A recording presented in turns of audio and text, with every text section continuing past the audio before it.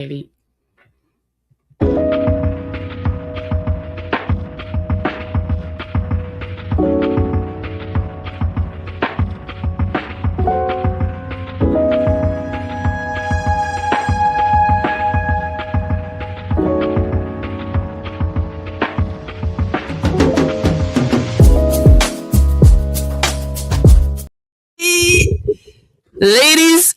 Ladies, and more ladies. Okay, ladies and gentlemen, we have some gentlemen here in the building. All right.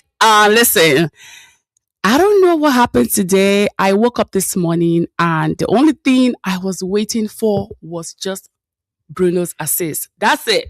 Okay. The only thing I wanted today to come out of this game we played today was Bruno's assist. The rest I could care less. If they want to beat us 5-2, whatever, I really did not care. And by the way, I'm rocking my Brighton Man United. They took us out of the damn FA Cup, and guess what happened? We're sending them to the Europa League. I said what I said. Anyway, I don't want to go and rant about all of these shenanigans because I got two people here. Can you guys hear me?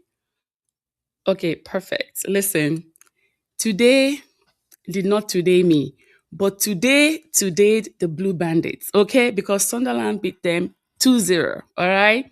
And Arsenal is gonna lift that trophy. I'm not gonna watch it. I'm not watching it. I'll watch the highlights on Instagram. But let me bring up my online besties. My online bestie. You guys, it's been an amazing season. It's been an amazing season. And first of Why all, you do that? I want to actually thank you guys. Honestly, you guys have been rocking with me for 38 weeks in the damn group chat. But we did it. We did it. We went from 15th place to the third place. I mean, that third place, the gap is just you can't even get there. You can never make it. You can never make it. If to say that we win league, this country no go contain Jonathan and some people. Listen, I will not even be here. I'm gonna be like outside. Listen. Jonathan is all red. How is everyone feeling? How is everyone feeling? How is everyone feeling? How am I Feeling good. This Yeah. season there was nothing. We didn't have any business with football this season. We only had business with Bruno assists, and that's it. Any other thing was secondary. Just hitting the assist record was all we wanted. That was what I was saying. Like that was the only thing that I wanted to come out of this season. And We had honestly, no business with because football.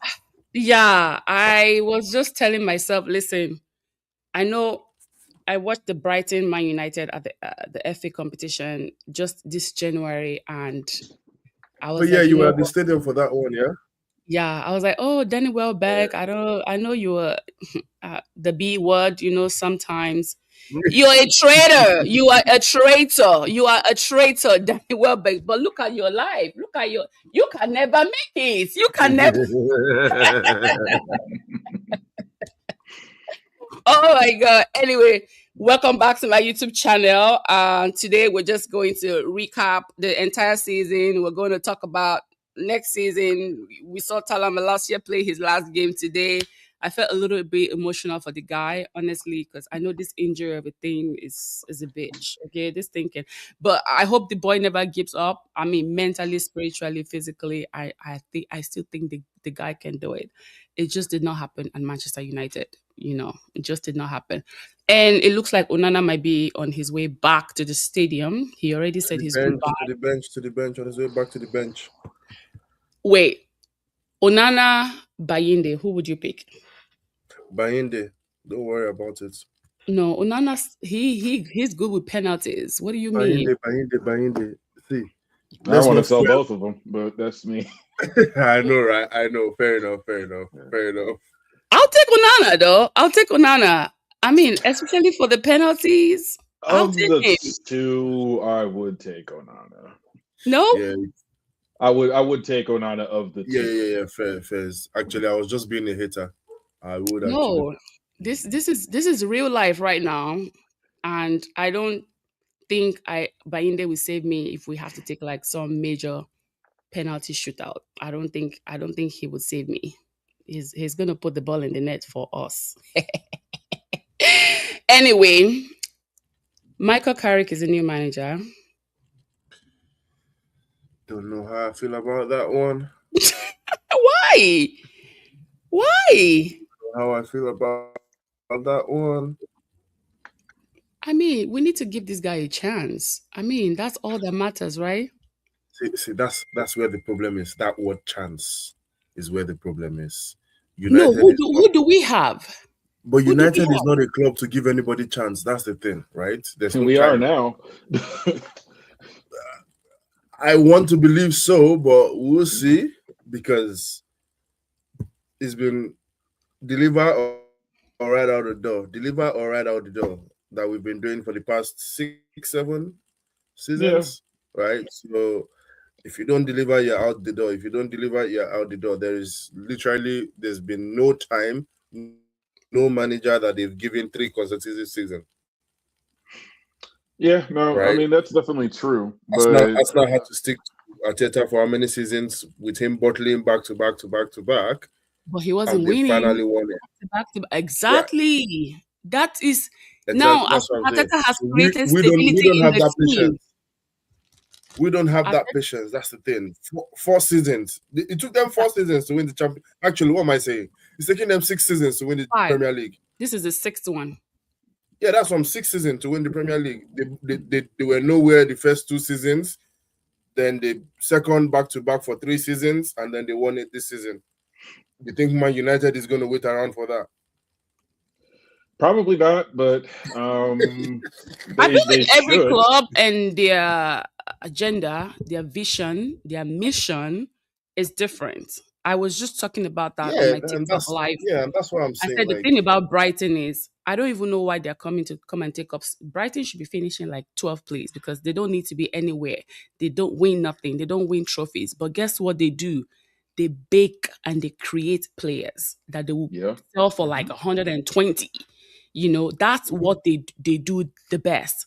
And the Blue Bandits on the other side of London were trying to copy that, methodology, but it backfired. They brought a whole bus of chickens and they thought, oh, we're going to sell them off and we're going to make our profits. And look what happened in their return investment. One of the problems with United is, I mean, our owners are still pretty much treating the team like part of a Ponzi scheme. It's just a way to launder their money for them, basically. Mm-hmm. It's like they do enough to keep us interested, and like Ineos has done better, but that's a low bar. It's a very low bar. I still want to know why Dan Ashworth left. What you just said now is true. Mm-hmm. I don't think Dan was here for the bullshit. I'm telling you. I don't think Dan was here for... He came... Imagine somebody taking like... what is that thing called? That out of office from... was it Man City he came from? Or where did he come from? Fulham? Newcastle. Whatever it is. Newcastle. He took 6 months off from work to come to Man United. And then after you brought him here, after 6 months, he left. That guy left for a reason. Mm-hmm. We'll never know. We'll never figure it out. Well, and it's like, it's popular to hate on him right now because the results weren't where we wanted to be. But it was just like the whole thing with Amarim. It's like it was never going to be like a 1-season fix, especially with like his playing style. I mean, it was going to take time to get the right players in. And a lot of time. Yeah, it was. You had to get the right players in because, I mean, like we brought in 3 really good players, but 4. We still had the other goalkeeper. 4. Yeah, Sandy. Yeah. Oh yeah. Yeah. No, he's been the best, one of the best signings. But okay, no, it's just Cunha, Mbeumo, and Sesko. And in January we brought the goalkeeper. Oh. Right. But but that wasn't enough because it was the same. It was actually kind of the same thing with Ten Hag and Ajax. Like he had built a team and they had drilled that system for a long time and mastered it. And it was like we were making progress. We were in 5th when he got fired. It was just like basically it was him and the board couldn't get along because Bam. That's it. That's exactly what happened. No one gets along with the board. That's the truth. No one really gets along with the board. So once you speak up for yourself and for for the betterment of the club and the soccer players, you become a traitor right away. And what do they do to you? They get you out of the building. Yeah, which is why I said I'm not sure about Carrick. That's the reason why I'm not really like too upset with Ruben Amorim. I understand that in the beginning of the season, a lot of people wanted him to play, different style of like football. I get it. I get the frustration and everything, but I'm trying to get people to understand as well that Ruben did not get fired because he was performing bad. All right. We were 6th place when he left. Ruben fell out with his bosses, and the same thing happened with Ten Hag. Yeah, because again, that was the other difference between Ten Hag and Amorim. When Ten Hag's style wasn't working, he switched up. Amorim's like, no, you're going to learn how to play it my way. Yes. And when Ten Hag left, we had a sporting director. When Ruben left, we did not have a sporting director. Rather, he was reporting to the technical director. Okay? Mm-hmm. Chelsea has 5 sporting directors, and they still lost. 5. I think Arsenal too has about Chelsea is a mess. Chelsea is such a mess. It's a disgrace. It's actually a disgrace. I almost feel bad for their fans. Almost. I don't feel bad for them. They call themselves Club World Bullshit Champion, whatever the hell they call themselves. Like, listen, this season literally humbled them. This season, you see, they don't even post on Instagram no more. They don't even banter me anymore. Because this season they were like, oh, shut up, you're not in the Champions League. You shouldn't be talking. You shouldn't be saying anything. I'm like, okay, just because I'm not in the Champions League does not mean I don't have a say. Just because I'm not in the Champions League does not mean I won't be there next season. Okay? You might not be there next season, and I will be there next season, and you are gonna be home watching me. Mm-hmm. Of life. 1 minute you're like up here. I like to use that statistics emoji graph on your phone. Like 1 minute you're up here, and the next minute the graph dips. Anyway, preseason is not coming to America. I don't know if I would say I'm sad. I'm not sad. Let them go do it with Wrexham and all that people. I'm going to be in the FIFA World Cup. Drum roll. The video is coming up. Which one are you going to? I have 7 shifts. I canceled one. I will be joining the volunteer team here at SoFi Stadium. Okay. So it's going to be a busy one. I did my unboxing yesterday of everything that they gave me. They gave us a lot of stuff. FIFA got money, okay? I know they're not paying us. Nobody should tell me that. That's the reason why I have PTO, okay? No, that's worth it. But you know what? It's an avenue to connect with people of, the same likes and the same skill sets, things like that. When I went to pick up my bag, the guy who literally showed me the way to my dressing room, he's a cybersecurity analyst too. I was like, oops, okay, okay, that. But he's like more on like the threat hunting side of the business. Me, I'm just more on like the SOC side of the business. So we just started chatting. I was like, oh my god, this is really what happened when you go into this kind of like gathering. You understand? Because you just don't know who you will meet. My first choice was hospitality, which I got. My second choice was media. I honestly wanted to do media so bad. And my third choice, I think I don't know what I picked. We can't do anti-doping because we are ladies.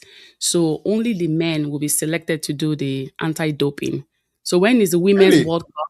Yeah. So if it's a male World Cup tournament, only men will be chosen for anti-doping.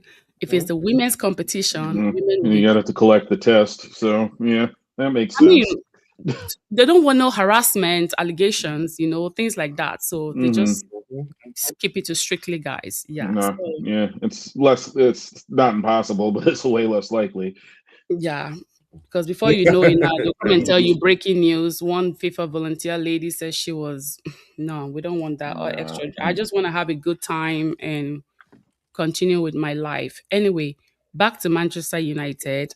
I want to come watch a game, a Champions League game next season. So I need to start saving my money. All this rubbish, all this rubbish makeup I'm buying every day. All this makeup I'm buying every day. Okay, TikTok shop got me addicted. I don't think that ever stops you, Queen. I don't think that stops you, anyways. Oh my god! Yeah, no, that means just I have to try to buy fewer pairs of sneakers. But Right. I know. I mean, I already got my own jersey anyway, so that's all I needed this is all that matters right now. Okay, the Premier League can wait. Maybe the Premier League will come with the next jersey or the away jersey, whatever it is. But yeah, I kind of feel like I want to buy a goalkeeper jersey this time around. I feel like this goalkeeper has they're really, not bad looking. Yeah, yeah. they're not actually bad looking. Yeah. I feel It's like I only have one goalkeeper jersey. It's the Cameroon one. So oh, I'm sure the color is fire because Cameroon got some very yeah, bright colors. their new ones are amazing. Yeah, I got Well, a Cameroon is in the World Cup, isn't it? No, No. Oh, okay. no. Oh no, it's Ghana, every. no. Ghana is Cameroon wrong. and Nigeria failed, and I am unhappy. Yeah. Remember, Brian had Just to kind come back home. Yeah, Brian kind of fell off Just- a cliff until the last two games after AFCON and the World Cup qualifying too, which I'm Yeah. sad to say. But still love you, cousin. But yeah. Yeah. Just cousin. But we're gonna be rooting for the guys going to the World Cup: Kobe Maino, Lamin, Semen. Unfortunately, Harry Maguire did not make it, and to be honest, I understand that people are very upset about it, but I get there's a it. few people who got left out that it's just like it's really surprising. Bowen was left out. Yeah. I thought Welbeck was going to get a call back because I mean he's been playing the best out of their strikers. Yeah, he's been playing the best this season. Yeah. Yeah. Yeah, Even, but was yeah. it Thomas Tuchel? Thomas Tuchel just literally picked the players he feels or he thinks he can work with. That's what I he was has done. saying I mean, yesterday. he's the coach. Every manager has their style of football, so you have to pick what fits into your. Yeah, because I looked at what he played into, what his coaching style in Chelsea, and I looked at the lineup, and I'm like, he's literally just gone with people he thinks he can work with. Yeah, I mean, sometimes it's more about the right players. So What about Trent? Trent is I heard he's dating Trent's ex-girlfriend. Oh wow. Yeah. You didn't know that? Titi. Go on Google right now. Titi.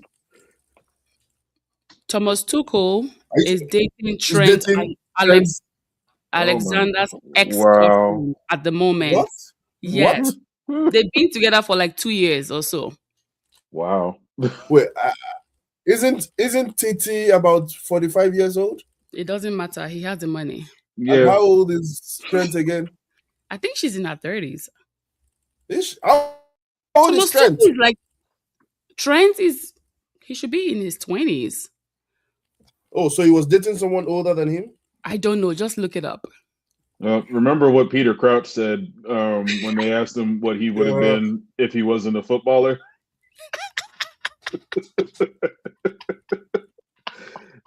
So, when the money, a little fame goes a long way. Right?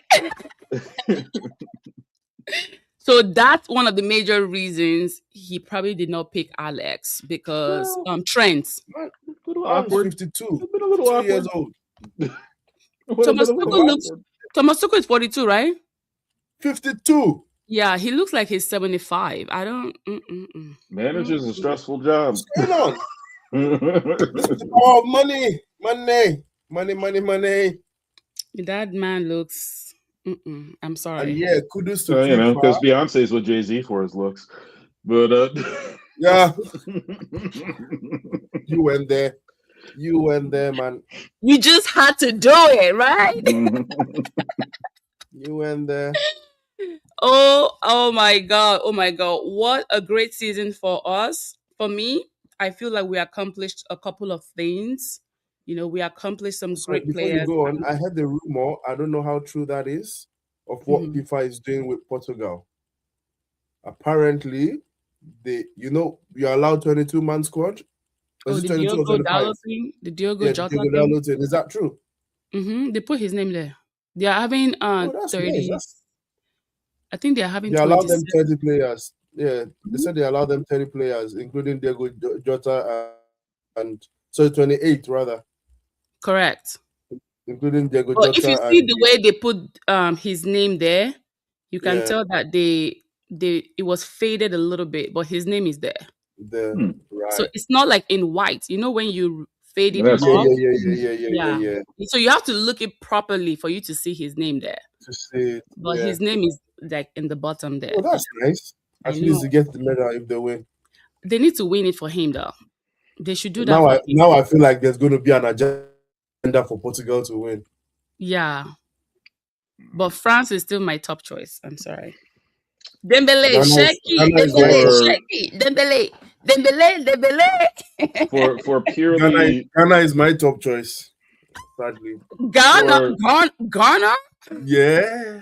For purely family ties. No, the rivalry is too much. I don't want to go too close to Ghana. No. It's Netherlands and Germany are who I'm rooting for, and that's because of my wife and because of my cousins. So you're rooting for Germany?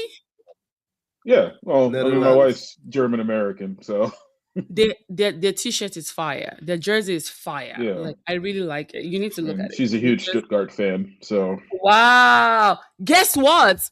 And I think they have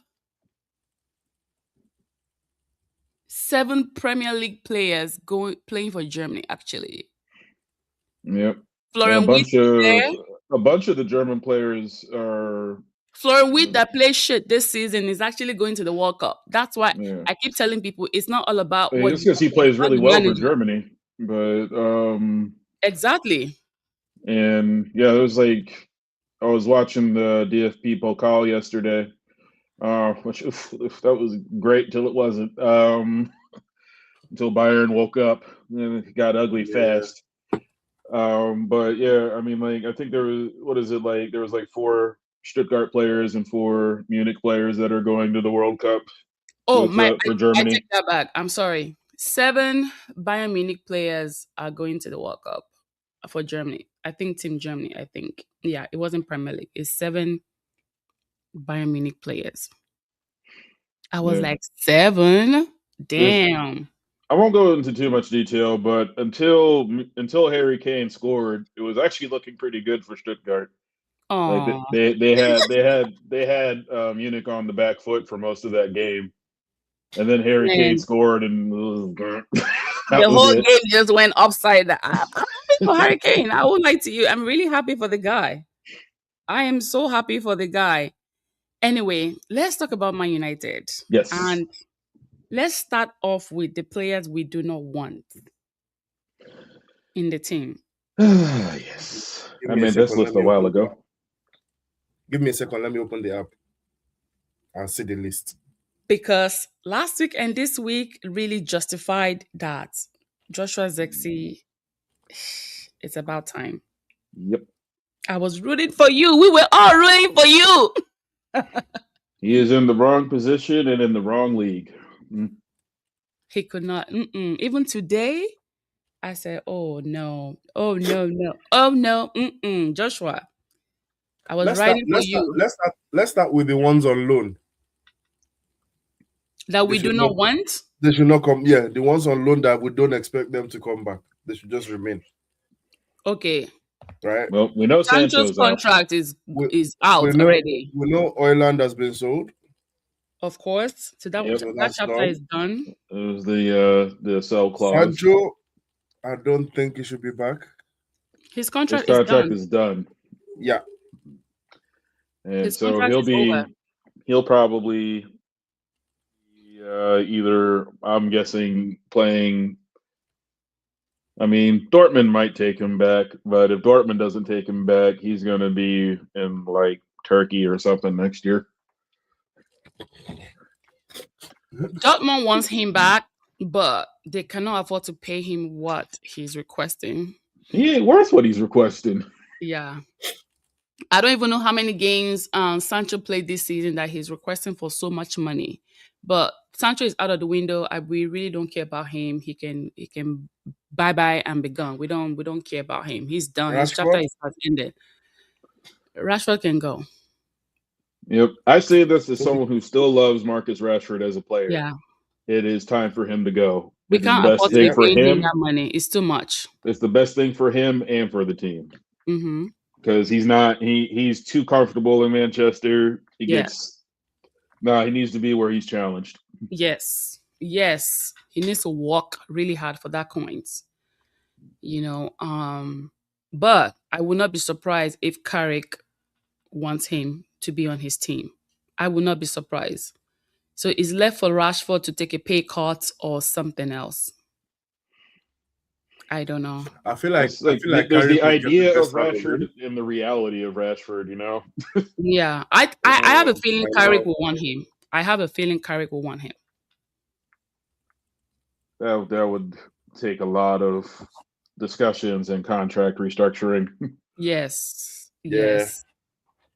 Because the deal was for Barcelona to buy. It was like a loan to buy, an option to buy, but it's not given. They were acting like they had all the money in the world and they're broke. They are like one of the worst at managing money. Be such a big club and always in danger of bankruptcy. They don't want to pay, and I'm like, that was not what was in the contract. So how much are they going to pay us back for not fulfilling their contract? What was it? Was it 2 years ago? Frankie de Jong. They were like, how many months behind on his payments? Frankie de Jong, but he was injured though.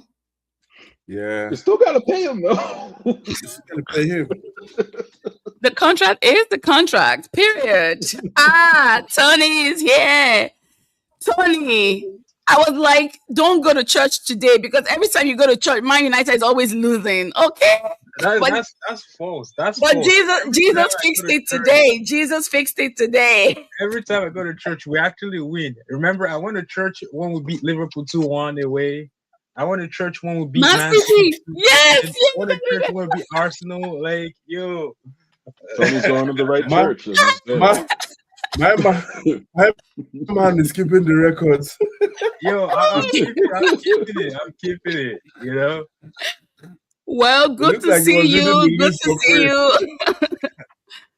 Yo, we are still buzzing from 15th place to 3rd place. We're very excited for the next season to come. We're just talking about the players that we don't want in the team, but Omaba wants to start off with the players that we have like on loan and which one do we want to keep and which one do we want to throw in the toilet.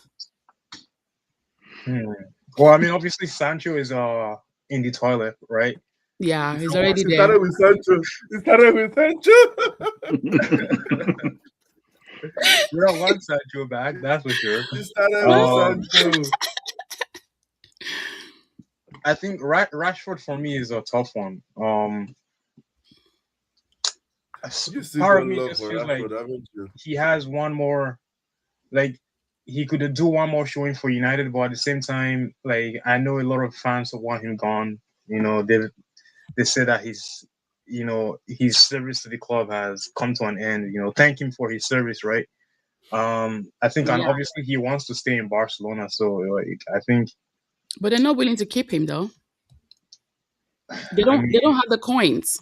They're terrible with money. They don't have the coin. Even who Lewandowski is leaving, and I think they're still going to be owing him some coins. I think they still owe, what's his name, De Jong, some coins as well. See? So, what was I saying? Yeah, I don't know.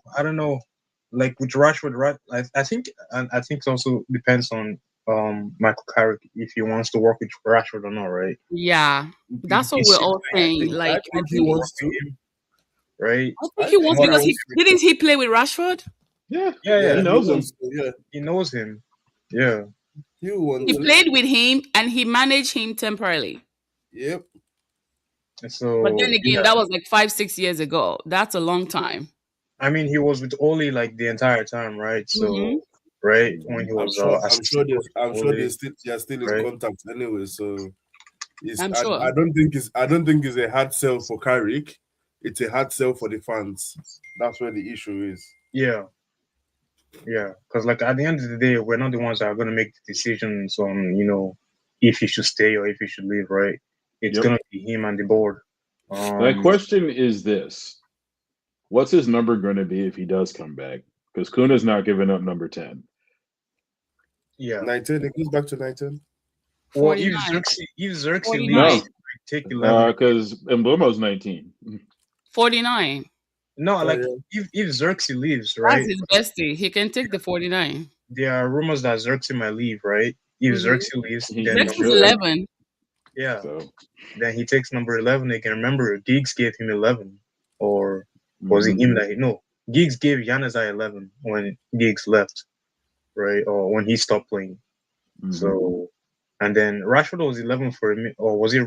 No, that was Martial. It was Martial. That was Martial.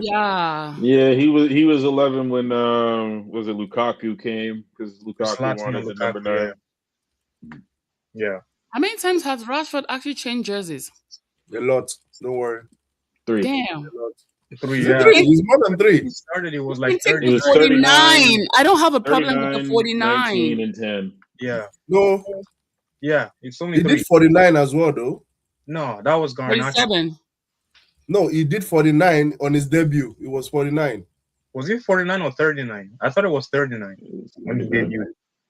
I'm pretty sure it was 39. I could be wrong, though. Well, we have the internet. The internet is a thing. Like I was actually just thinking, like, how last season's end of season review we're saying like United, we're hoping that United finishes like top 6 at least, after being 15th place, and then 39. This surprise. So he won 39. Sorry to cut you. He won 39 on his debut. He won 19 during his early breakthrough, and then he wore 10, and then he wore number 9 during his loan spell at Aston Villa. He wore 14 at FC Barcelona. He wears 22 for the England squad. Yeah, so he can come back and wear 14. No, they can give him 49. Or he could wear 22. Like, I don't know if you would want to take like one of those like very low numbers, because like those 001. 001. Kids, it can be the first number 0 in Premier League history. That would actually be kind of dope. Yo, will he take number 7? That's a lot of pressure. Nah, Mount, you're not going to disrespect Mount like that. Mount did not mount. Mount's on my sale list, but we haven't gotten there yet. Mount did not mount this season, so I'm happy to do a jersey swap now. I don't care for Mount anymore, to be honest. I mean, he played well today, but listen, the 2 seasons now, Mount's. I feel like we're in a long distance relationship. I don't know him. 2 reasons I would like to let Mount go.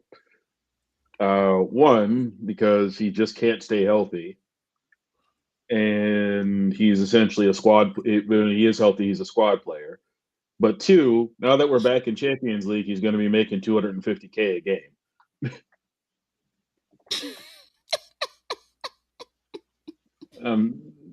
He hasn't done enough to be but remember, we're wearing the collar next season. So that collar is, see that jersey that Omoba is wearing, right?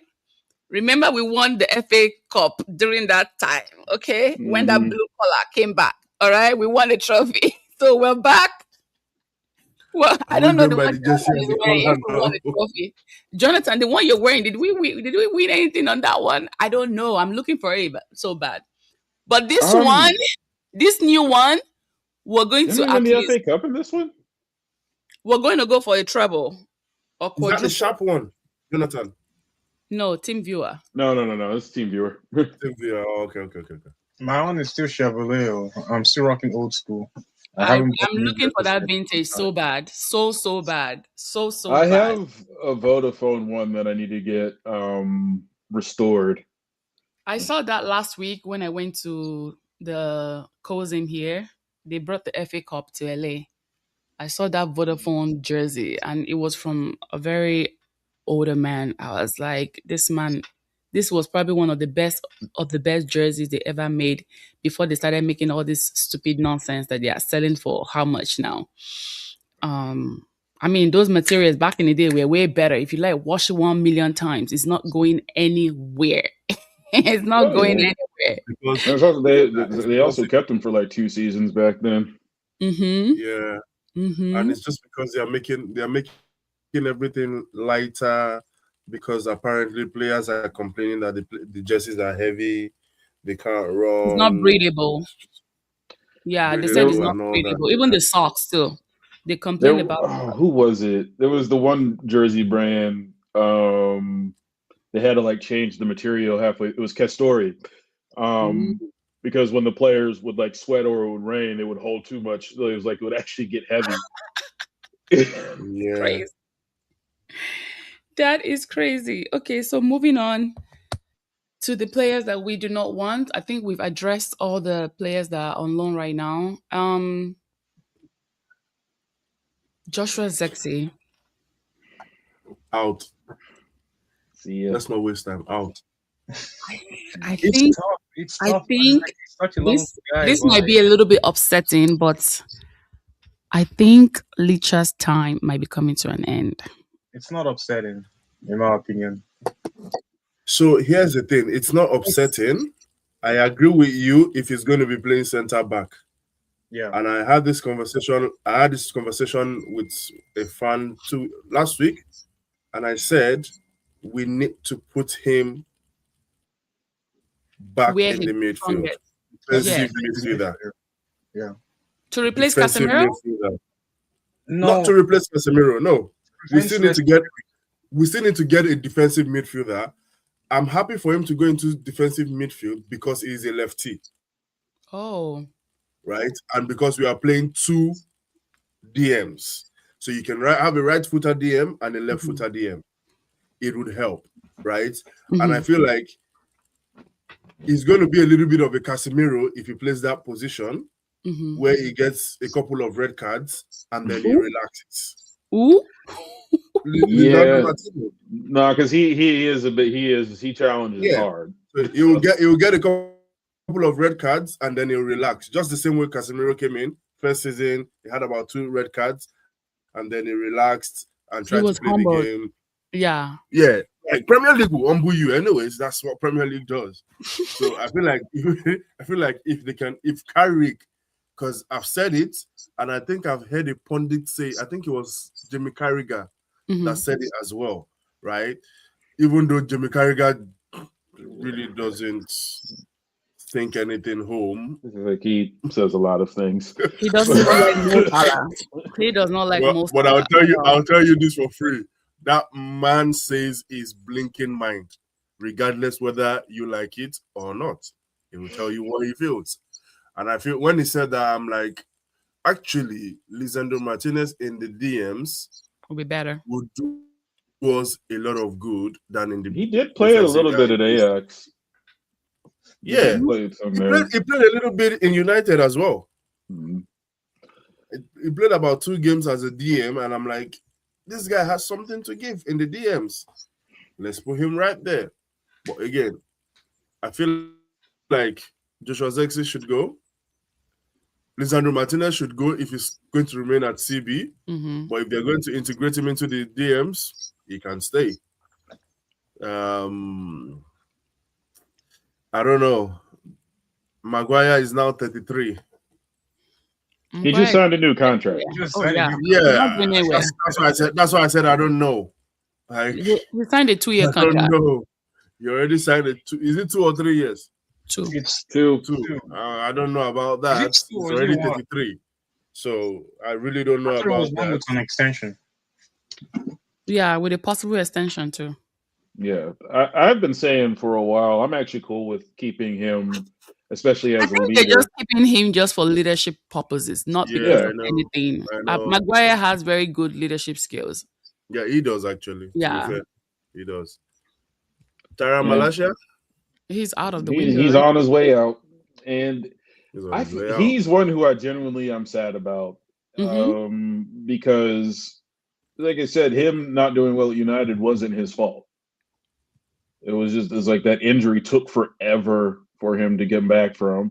He got himself back in ridiculously good shape too, and relapsed again and went back to rehab. It's really sad, honestly. I wish it would have shaken out better for him, but it didn't. And I like the fact that the club gave him some love at the last home game. But I think he will be better off either back in Netherlands or elsewhere.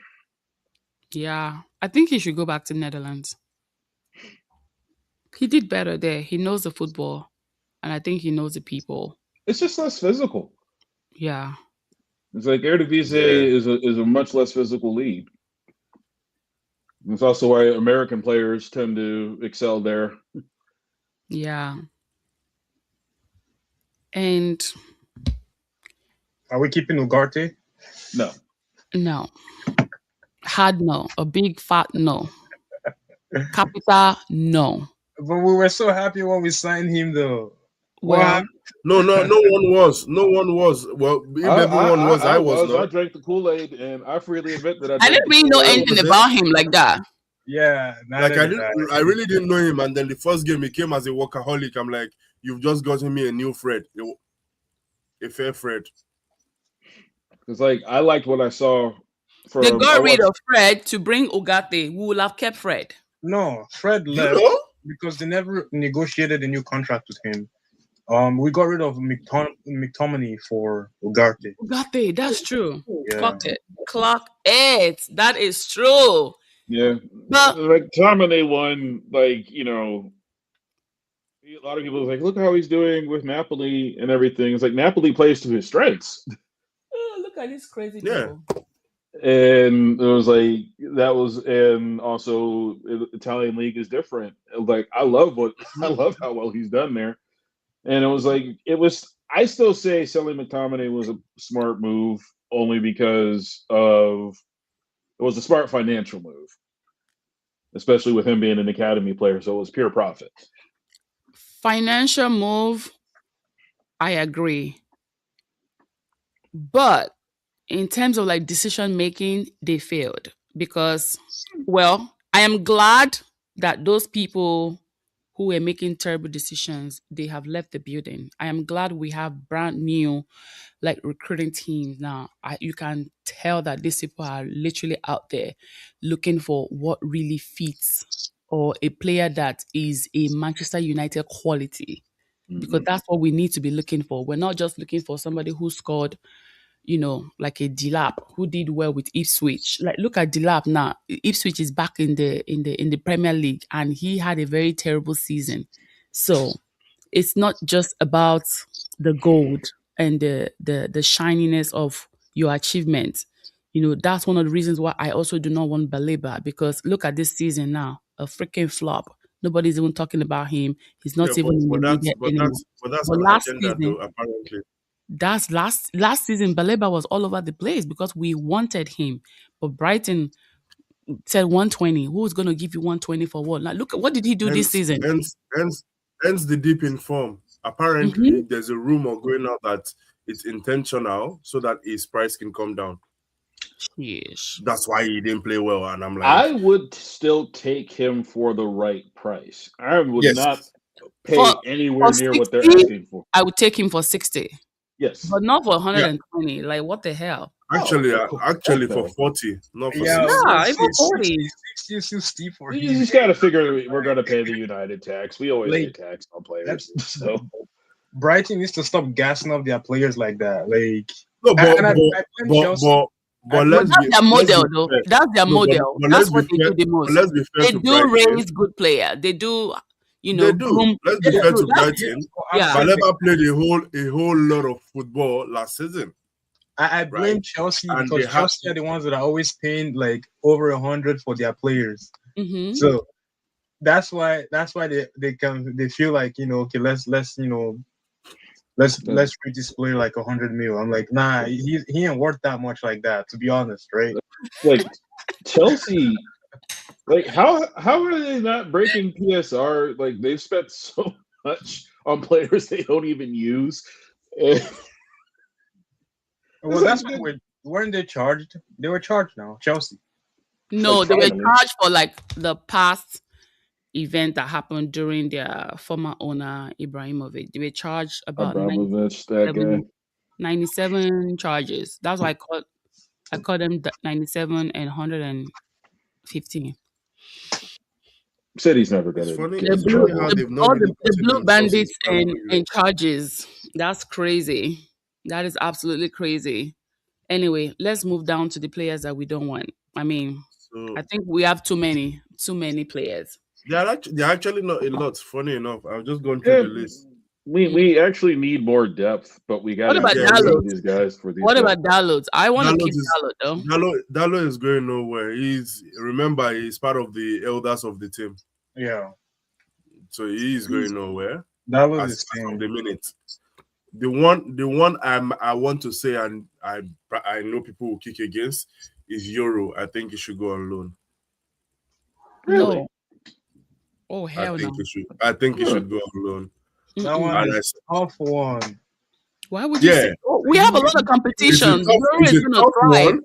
It's a tough one. A tough decision. I disagree with that for two reasons.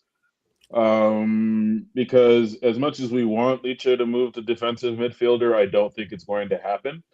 Yeah, and he's injury prone. Like, because as I love Leach's game, I love how hard he plays, but he's for the position, and so that's part of why he keeps getting hurt. And we need the depth to be able to make up for it, because like what we ran into it with, because honestly I think we should sign one more center back for depth purposes, because like we have Heaven, we have Euro, we have Maguire, Mazraoui. Mazraoui is really a right back who just didn't do a decent bag. Yeah, and Delit back surgery, so who knows how long that's going to take for him to get back into form. So just like purely for depth, which is part of why I wanted Tottenham to get relegated, but we could talk about that later since it didn't happen. But so you can steal all of your players. Exactly. The pillage. That's what I was talking about. Wow.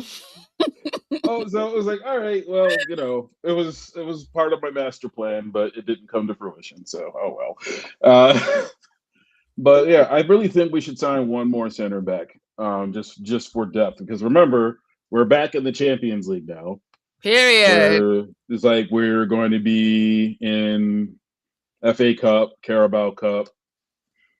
So, the depth, and like I think we're actually going to try to do something in all of them this year. So we need the depth. We need it, especially at the back there. Yeah, we definitely need the depth. We definitely do. And I feel like there's going to be a bunch of competition next season. So Euro is going to have to work. Everybody's going to be working. As of the minute, Queen, I don't think the competition is going to be high as of the minute. What do you mean?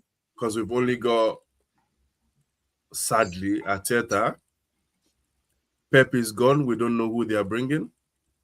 I heard Maresca is coming in. It's Maresca. That's what Fabrizio has been saying.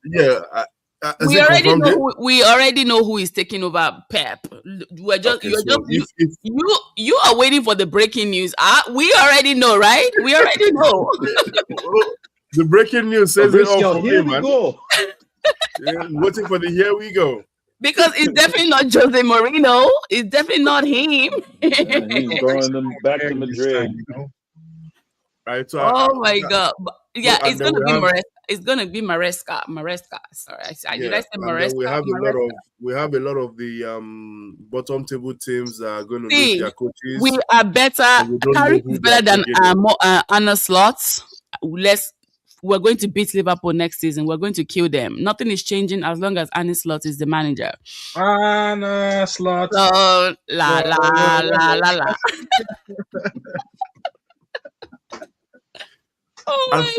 Funny enough, I like to play the devil's advocate, right? And say what?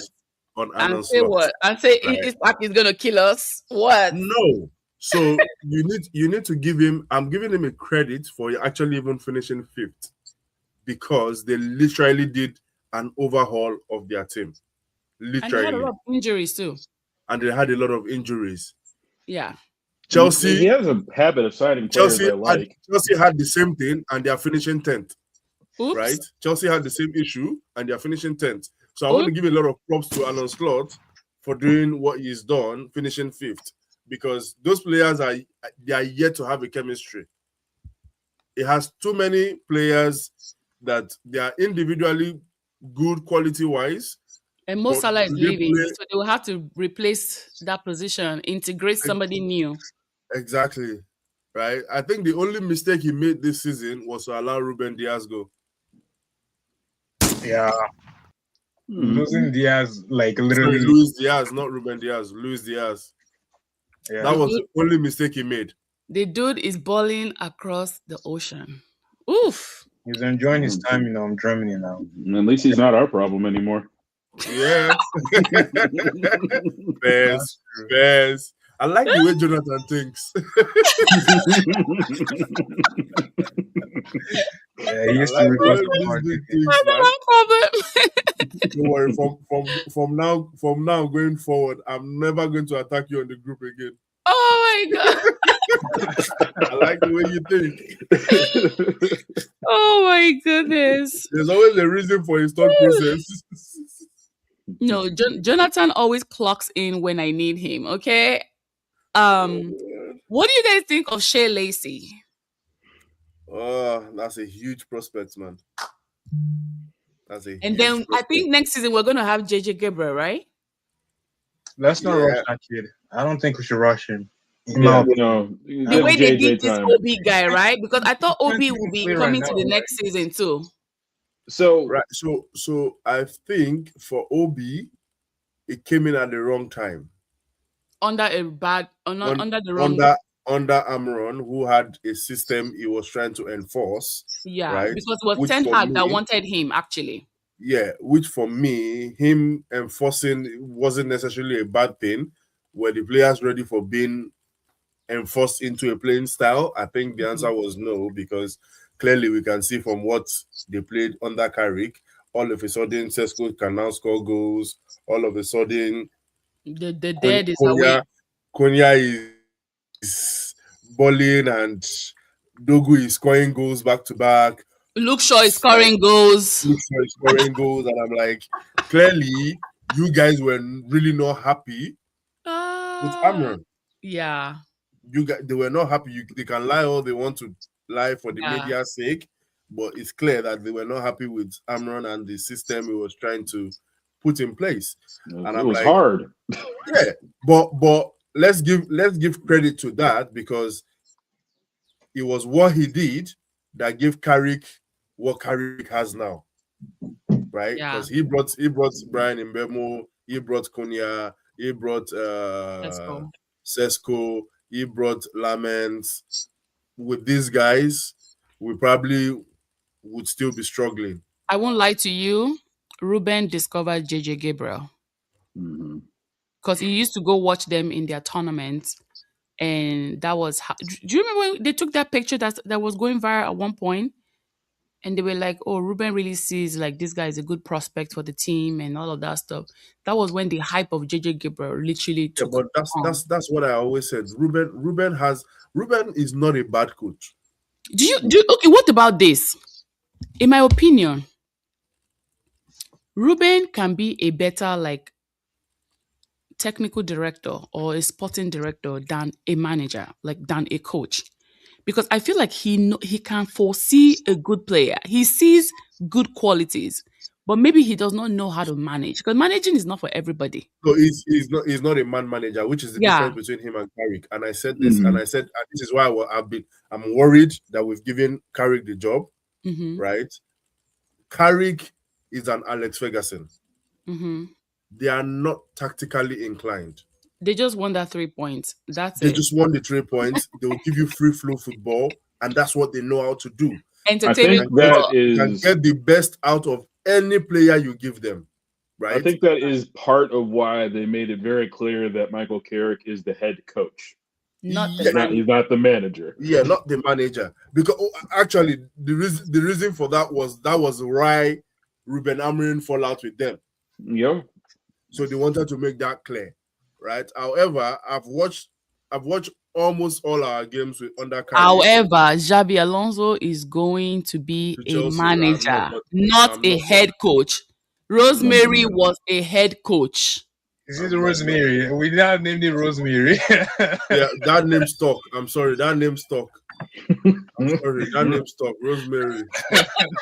Sorry. Oh, the PE teacher. Yeah, it's stuck. Rosemary stuck. They call this guy. They call this guy all the things in the world. They call him an intro-tech teacher. Queen, do you follow this guy on TikTok, Coach BI? I can't stand him. He annoys me. That is the true Chelsea fan of the year. The donkey of the year. Him and Combo. They are the donkeys of the season. Yep. They just talk crap all the time. Like they I said, anybody sends me anything from Combo, I'm like, this guy is a donkey. Leave me, just let him be screaming there. As soon as I see his videos, I just scroll away. I know. I just scroll past it. Combo, what are you screaming for? Combo is very biased anyway, so extremely biased. Listen, he's doing that for clicks and view, not for anything else. Of course. He's doing it for clicks and view, not because. However, for BI, I just enjoy the fact that for every time Chelsea plays rubbish, he's funny. He comes out and dissects their game. He will tell you the person that played rubbish, the one that tried. I agree with you on that. And the coach that did nonsense, he will call you out. He will call you out. He's a true Chelsea fan. Yeah, he is actually. He is. But yeah, that being said, I'm still worried that Carrick is the coach because, let's see. I think next season will show us exactly what he can really do. Mm-hmm. Like in terms of all the competition that we're in, Champions League, FA Cup, Carabao Cup, Premier League, right? So like. This is next season. So Tony, when you say next season is what's going to show us what he can really do, are you saying you've not seen what he can really do in the last 15 games? Saying like in terms of like what you see now regarding him, like next season will like really like push him to his limits. That's what I'm saying. I don't think he can go any further. That's where my problem is.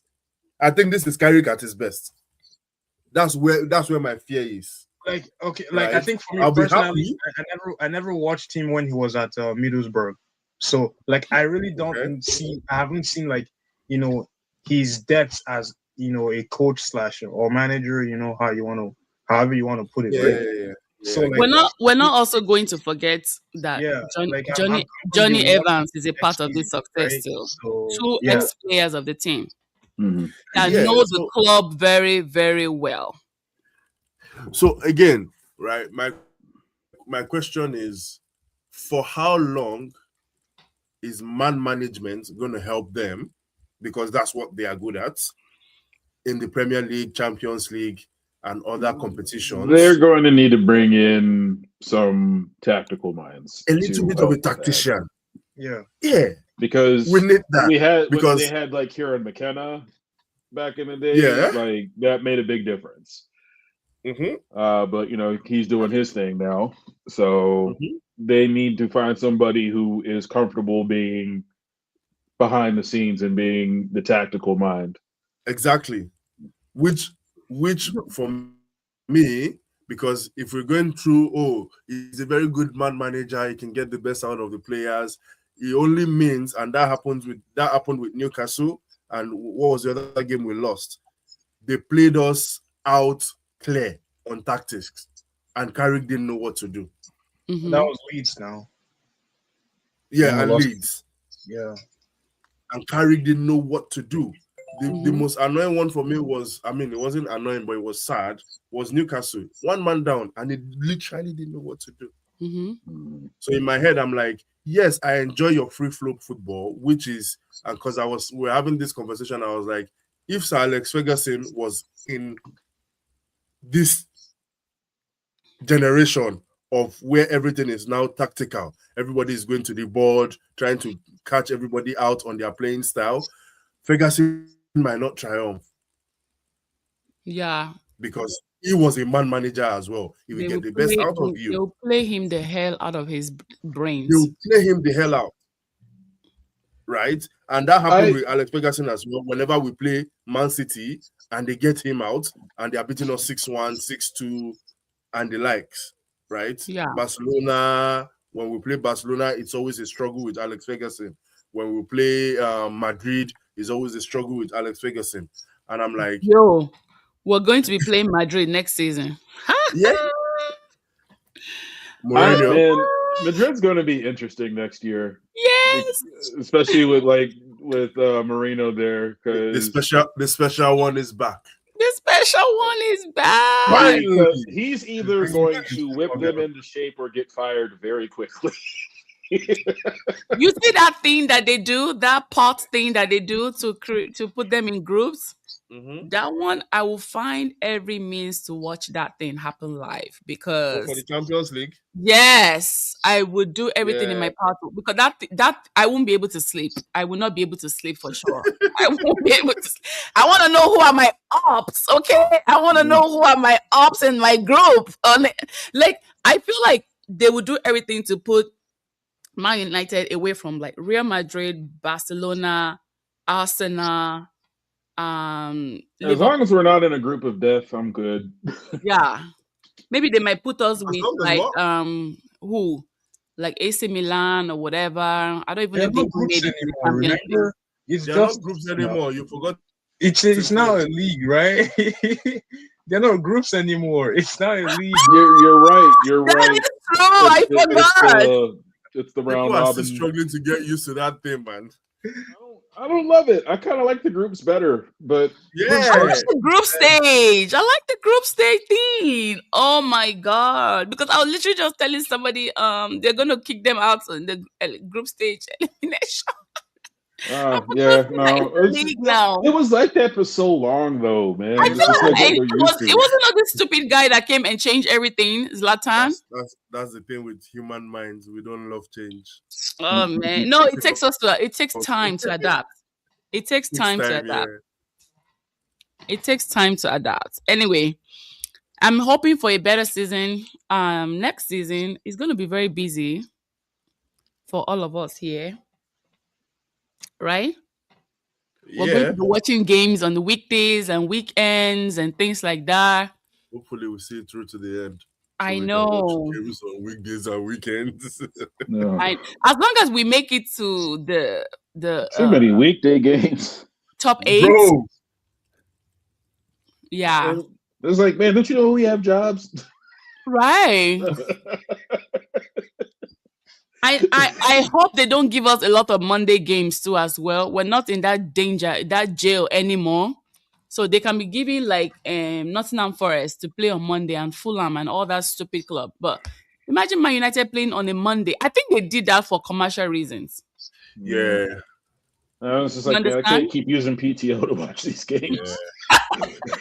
Funny, I actually enjoy the Monday night footballs. No, I don't. I have meetings all Mondays. Please, I can't do it. I need to watch the game. Yeah, because of the time difference. Because it's night for us anyway. I mean, on the weekends they're giving us games at 4:30 in the morning. On weekdays they're giving us games at 12 noon, which is lunchtime. After lunchtime, I'm back to my work.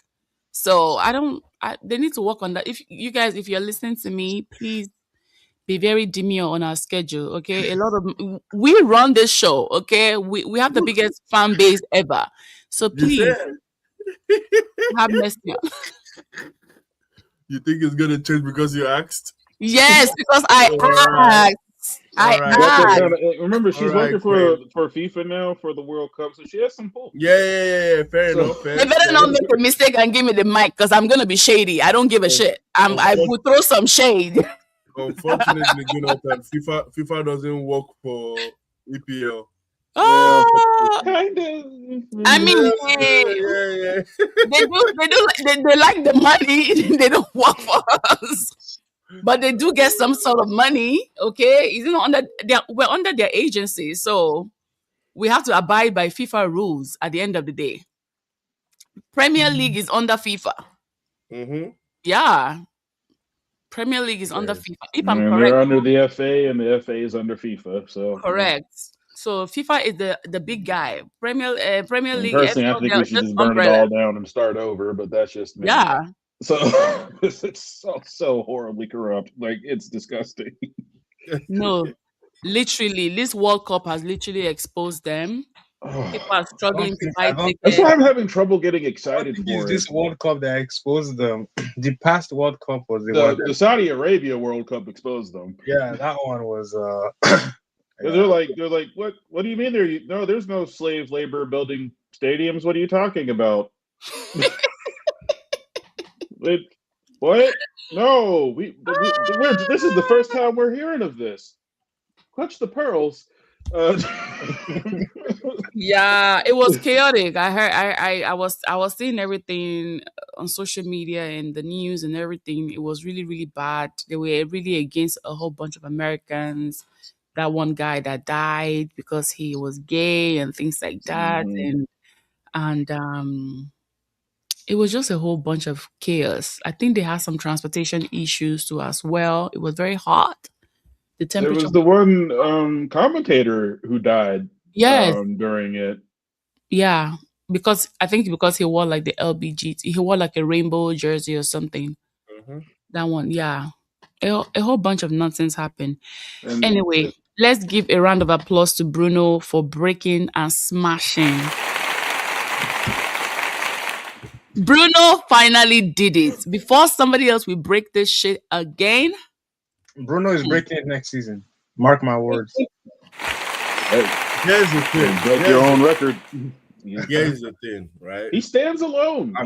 I feel like he should keep it up into the World Cup and cleave onto the World Cup top assist, and Ballon d'Or is in his pocket. Oh yes. Oh yes. If you can break the World Cup assist, oh yes, Ballon d'Or is in his pocket. Because who has it right now? Is it not Messi? Yeah, I think is it Messi? No, Dembele. Dembele, yeah. Yeah. No, not the Ballon d'Or. Not the Ballon d'Or. Wait, hold on. Which one are you talking about? Sorry, my bad. Hold on, let me check. I love that Dembele won the Ballon d'Or. Well deserved. I'm happy for him too. The first non-biased Ballon d'Or in a long time. Mm-hmm. I mean, now we can rest. You know, like I'm still mad about that Rodri one. Like, how? It was supposed to go to who? Haaland, right? Was he Haaland? Yeah, because he scored 30-something goals that season. No, it was good. No, it was Vinicius. It was supposed to go to Vinicius. Oh yeah. Oh, they hate Vinny though. Yeah. Most assists in the World Cup is Maradona and Messi. Yeah, I know. I saw that like a couple of weeks ago. Yeah, Maradona and Messi, which is just 8 assists. If he can create as much chances as he created in the league. Come on. Yeah. Boy, that means his strikers have to be firing. His strikers have to be firing. Portugal. It's Portugal. True. You should keep finding Ronaldo and Rafael Leao and what's that? Consensao. If you can keep finding what like name? Pedro, yeah. João Felix. Felix. If you can keep finding those guys, they are going to convert for him. And I feel like they have a nice group. I think they have a nice group. So yeah, that Portugal has all the ammunition to win the World Cup. They have it. Literally, but have so all does the France, ammunition to win the World Cup. So does France. I don't think does France have the depth they have. To be fair, and Brazil too. Listen, these clubs got players. It's gonna be a game of let the best team win. To be honest. Yeah, Brazil has the dopest kits this year. I will give them that. I know. It would just be nice for Ronaldo to kind of like win it and bow out of this competition. If Ronaldo wins it, he will just retire from football entirely. He's not retiring from football until he reaches 1,000 goals. Ronaldo is going to be playing until he is 50 years old. No, actually, one of the biggest reasons why Ronaldo is also still playing for Al Nassr is because he wants to play with his son. Oh, so he's pulling a LeBron. That's happening next year. So he's pulling a LeBron. Ronaldo is not going anywhere. He wants to. That guy is a history maker. Okay, he wants to play with his son. That would be he's breaking a lot of records. He's breaking a lot of records. He will be the oldest living playing player in the world very soon because he's going to play until he's 50. I can see it. Oh no! No, he's not the oldest. The oldest is from Japan. He's in his 50s and still playing. I think he's on a third division side now. Yeah. I think the second oldest is the Mexican goalkeeper. I think. They just keep him in frozen until the World Cup. Yeah. He's 46 or 47. Yeah. Did you say frozen? Yeah. It's like the Winter Soldier. Some Captain American shit, right? Captain American. Oh my goodness. Anyway, happy for Bruno, and Casemiro is also leaving. He played his last game. I'm really not happy for Bruno, to be honest, because I wanted more.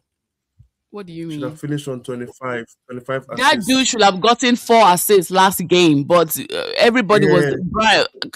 That last game we played with Nottingham Forest. That dude should have even broken the records. That's not Bruno's fault, though. To be honest,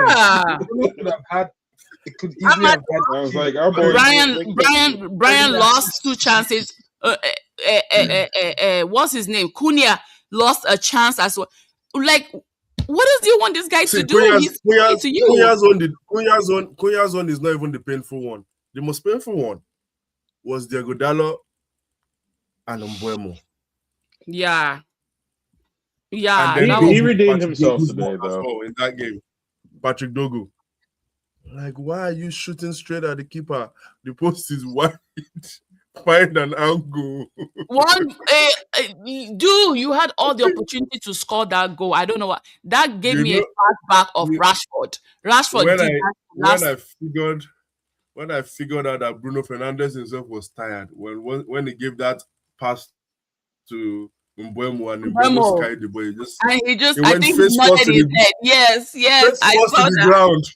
It was like, what else do you people want me to do? So that was the reason why Mbeumo did everything to score a goal, just to at least compensate for the mess. You see that goal is scored. Bruno Fernandes played that ball, and that pass was, you don't even need to do anything. Just touch this ball, it will enter. Yeah. You literally don't need to do anything. He played with all his strength, precision. Mm-hmm. Anybody who touches it, it's a goal. I'm like, even a little child would put that in the net. Oh yeah, and then the little video at the end of the game of Casemiro and Bruno's son. Oh yeah. No DNA needed. No, yes, no. It's like those are your kids. Did you see? No Did you necessary. see? Did you see the comment section when somebody was like, "Bruno's son is still trying to give an assist"? Like father, like son. Casemiro's son is also trying to score a goal. It was Casemiro's son for me. Like, it didn't take him 2 minutes. He was already on the ground. Yeah. Like, this is really Cass's son. Oh my goodness. Yeah, it was like, and then Casemiro's daughter was going to the crowd. Casemiro's daughter was going to the crowd to go get the things for her dad to sign. I was like, these people are really true DNAs of Casemiro, because why is that girl going to the crowd to go collect like boards and jerseys for her daddy to sign? I was like, these children are just something else, man. They are just something. But it was that Casemiro's son trying to that Bruno's son trying to give an assist. His son, you look at his son, it's like your mom's DNA didn't even try. Yeah, you get Jonathan, like you get like your mom's DNA is nowhere to be found. I know. You should question your mother. Is she the mother? The mom, her job is just to protect her husband and prove to the world that, listen, my husband has 5 Champions League. There's nothing you can tell me. Okay, you can't tell me nothing. These are the trophies. Okay, these are the trophies. What are you gonna do? What are you gonna do? That was the biggest clap back I've ever seen in history. Even Beckham's wife could not even do it when they were bashing David Beckham like crazy. Casemiro's wife, all she did was just take a picture of the trophy and upload it on her story. That's it. It's just like Exhibit A. Exhibit He said, listen, you guys still want to talk? You still have something to say? Here is the wallpaper. Okay, you can even screenshot it and use it as your wallpaper. Anyway, let me not hold you guys for too long. I have somewhere to be. Today is we're doing a memorial all white event today because tomorrow is bank holiday. All right, and I want to go over there as well. Tomorrow is Memorial Day. Yeah, that's right. So everyone is out of the office tomorrow. I'm not working. That's all I know. And let me go and celebrate Bruno's. Oh my God, this is so cute. Look at this. Yeah, I saw that. King of assists. Period. Bow down, bitches. Send that to the group. Send that to the group. Bow down, bitches. Bow down to the king of assists. Why is he giving Game of Thrones, I think? Yeah. Right? Mm-hmm. It's giving Game of Thrones. That is nice. That is really nice, honestly. Bruno is that guy, honestly. And I'm sorry to say, I'll continue to apologize to Bruno because I never liked him. Never. I love that man. Never. I used to be like, this guy has he's arrogant. It was annoying. It was annoying in the beginning, but I've always we have to give credit to Bruno. Bruno has brushed up his character. I don't apologize. I stand by what I said about him in the beginning. Remember, I'm really proud of how he has grown. Mm-hmm. I like that he's really, because like I was, the reasons I wasn't sure about him being captain, I still think I was right about that, but he really grew into it. Yeah, like he matured. And personal development, yes. Yeah. So professional development. I don't take back a single thing I said, but you can tell that he has a good relationship with the guys, with his teammates. Mm-hmm, mm-hmm. Like from the pictures that they do post, like the one I saw yesterday, the one he was giving a case to Shesko. I was like, okay, it's giving big brother, little brother, kind of like relationship. I like the fact that he has a very good relationship with the players. He realized that they are going to follow his lead, so he stepped it up. It was like, I'm the captain, they're going to follow my lead, so I got to get myself under control. I can't piss, bitch, and moan about everything. And yeah. So, and as a leader, you have to. If they don't like you, your job is in danger. Yeah, have to like you. Mm-hmm. What happened? What's going on? Why am I freezing? Anyway, let me wrap this up. Before you wrap up, I digress a little bit. What are you doing? What we're doing with your fantasy? Who won? Are you doing any? I'm giving the guy something. Okay. I'm pissed off with that FPL, man. I was third for so long, and then I dropped to 12th. How? I don't even know how. Ababa is going to be relegated. This is why I don't do fantasy. No, it makes me I'm too fifth. angry. I'm fifth. I get too angry. What about me? What am I? Queen, I think you're seventh, 10th or 8th. Yeah. No, she's seventh. No way. She went up.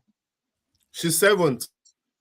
I'm seventh place. And I was third. Yeah. Third was the highest I reached, and then I just dropped. I'm finishing fifth. You know how I got to the seventh place? I used my wild card last two games, and I made Bruno my captain. I made Haaland my vice captain.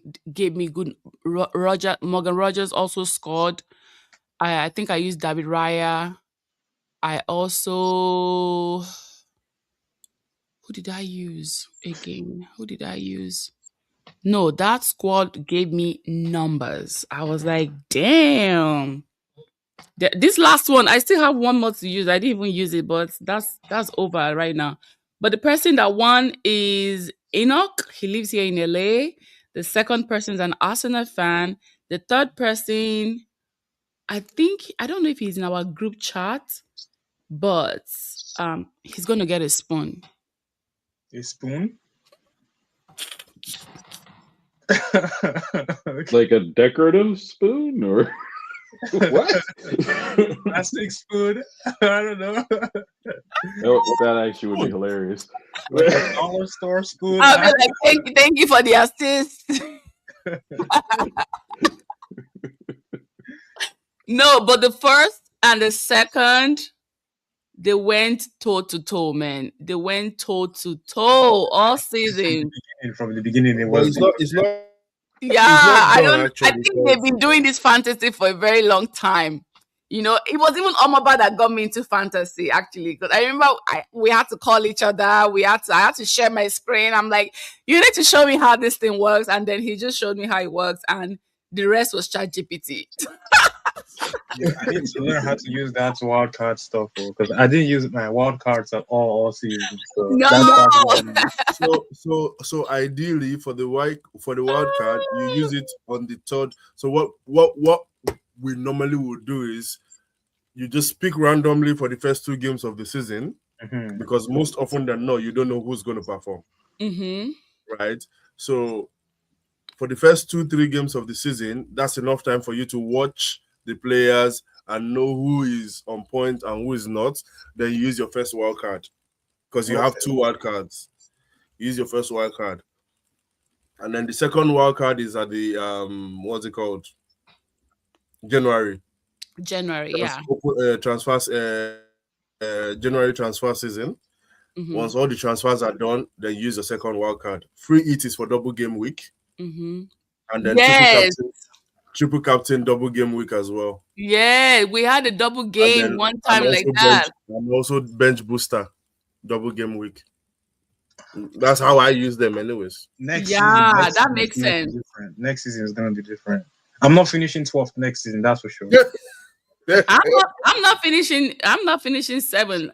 So you're telling me that even me, that I'm not even a baller, I got 7th place. I'm talking to you, Tony. Look at me in the face. Yeah, I was buying players every week, switching players every week. No, you know, for every game week you only have one free. You only have one free transfer. Yeah, that's probably why you finish second. Stop. Yeah. How many transfer do you do every game week? Only the one free transfer. Oh, okay. So it's best for you to. So you see one thing with fantasy, right? So at the beginning of the season, You I have to be actually patient. accumulated my free transfers. I had like at least 5 free transfers. Yes, so that's like what I do. then the injuries started happening, like players started getting injured, and then I have to transfer them out, right? We had to Like, remove Mo Salah, remember? and then Mo Salah dipped in form. I had to remove him. And I had Haaland. Even Cole Palmer. I used to have Cole Palmer before. Haaland went through that dry spell where he didn't score anything. I had to remove him. And it was just like, yeah. Yep. It was crazy. But you know, it is what it is. So you live and you learn. Fantasy, you just have to be patient. And one thing I know is, you see those underdog players, they are the ones who give you the point. Yeah. Morgan Gibbs White, Gerard Bowen, Rogers, even Petrovic, the goalkeeper. Yeah, Petrovic, Kelleher. I see a lot of people in my group. In my fantasy league, they use that guy a lot. Yeah. And the Arsenal fans stood by Raya, hands down. Yeah, they did not even move at all. Yeah, I really had a good time doing this fantasy, to be honest. I think next season I'm going to win my league. You know, no VAR needed. We don't need VAR, okay? Pedro Porro was actually good for me this season. I'm not gonna lie. That guy, he was kind of consistent when he didn't have like a red card or anything. Who is that? Okay. Pedro Porro. Yeah, I know. He was kind of consistent for me this season. You know, my fantasy. I even used Van der Ven. Yeah, I'm not buying Virgil van Dijk next season. No thanks. That guy just. Yeah. Damn, Bruno gave me 28 points today. Damn. Well, he scored and he assisted too. So, yeah. That is assist was scrutinized though. Who's that? I was afraid for him. Bruno's assist. I know, right? He was scrutinizing it. Apparently, it was supposed to go and be an home goal. Don't mind. They confirmed it. So yeah, they confirmed it. You can't take it back now. That's for sure. Yeah, I mean, unless they are the board of African Cup of Nations, those ones they can always take this back. So that. Oh my goodness! Oh my. Anyway, I'm so angry about that. About what? About AFCON. I was like, Morocco's the champions now. Like, what? They were like, no, we don't want it. Please, just keep it. We don't want no smoke, please, because I mean, it's like as bad as they were cheating throughout that whole game. Kind of a thing especially in a country that we know that insecurity is our problem. You know, like that's not something you want to even mess with at all. Like, just keep me out of the drama. I don't want to be a part of this. Yeah, you know, I don't want it. My life is very important. I don't want to. I'll come back and play AFCON now, and then boom, somebody's giving me a stuff to my head. No, I don't want that. It's too dangerous. I used to work with a lot of Moroccan dudes, and like I was like, y'all cannot be happy about this. Yeah. Were they happy about it? They were very quiet. Oh. So I'm like, because this is BS. Come on. Yeah. I wouldn't want it either. Like, I don't want no. My family is very important to me. I know sometimes if they can't get you, they'll get somebody from your family. Oh my God. Look at Luis Diaz. Didn't he go through that shit? Yeah. So I'm telling you, if you're living in a developing country, don't even get involved. Don't even do it. I don't want it. You can keep it. And I like how some of the players were like, no, we don't want it. Hakimi made a statement. I think a couple of them made their statement. They were like, listen, my hands are off. Maybe I will speak for myself. I don't want it. If the country wants it, it's fine. But me personally, I don't want it. My life is very important. If they can't get you, they'll go and get your family member. Trust me, it's pretty easy. Like, it's embarrassing enough that you see videos online circulating of players fighting other players for towels and shit, ball boys, right? Throwing things at goalkeeper. That is so, it's so embarrassing. Lasers and stuff like that. Like, it was just like it's embarrassing enough, and then they go and make this decision, and yeah, like I'll be embarrassed. I won't even accept any of those things, honestly. Yeah, I don't want it. You can have it. Next year we go again. Anyway. Let's close this up. Somebody said Pep is gone. We should dominate again. We should what? We should nominate. We should dominate again. Delusional. It's looking like Arteta will dominate again now, because with what I'm saying right now, he has the players. He has the players. He does have the players. Okay, he does have the players. Well, we're on our way back. They are not going to defend the title. I can tell you that for free. Yeah, I believe you. One more hate watch left, and that's all I can say. One more hate watch left, and then I can watch a World Cup. Don't worry, I'm going to go call Dembele right now after this live. No, if I'm hope Arsenal fans are not watching. I don't care. This is a truth that I'm sadly going to admit to. It's good for English football if they win. Oh, what do you mean for Champions League spot? Yeah, it's good. Yeah, it's good for English football if they win. Okay, wait, hold on. How many clubs are going to the Champions League now? In the Premier League? Mm-hmm. Who's getting the sixth spot? That's if Arsenal wins the Champions League. Okay, who would then take it?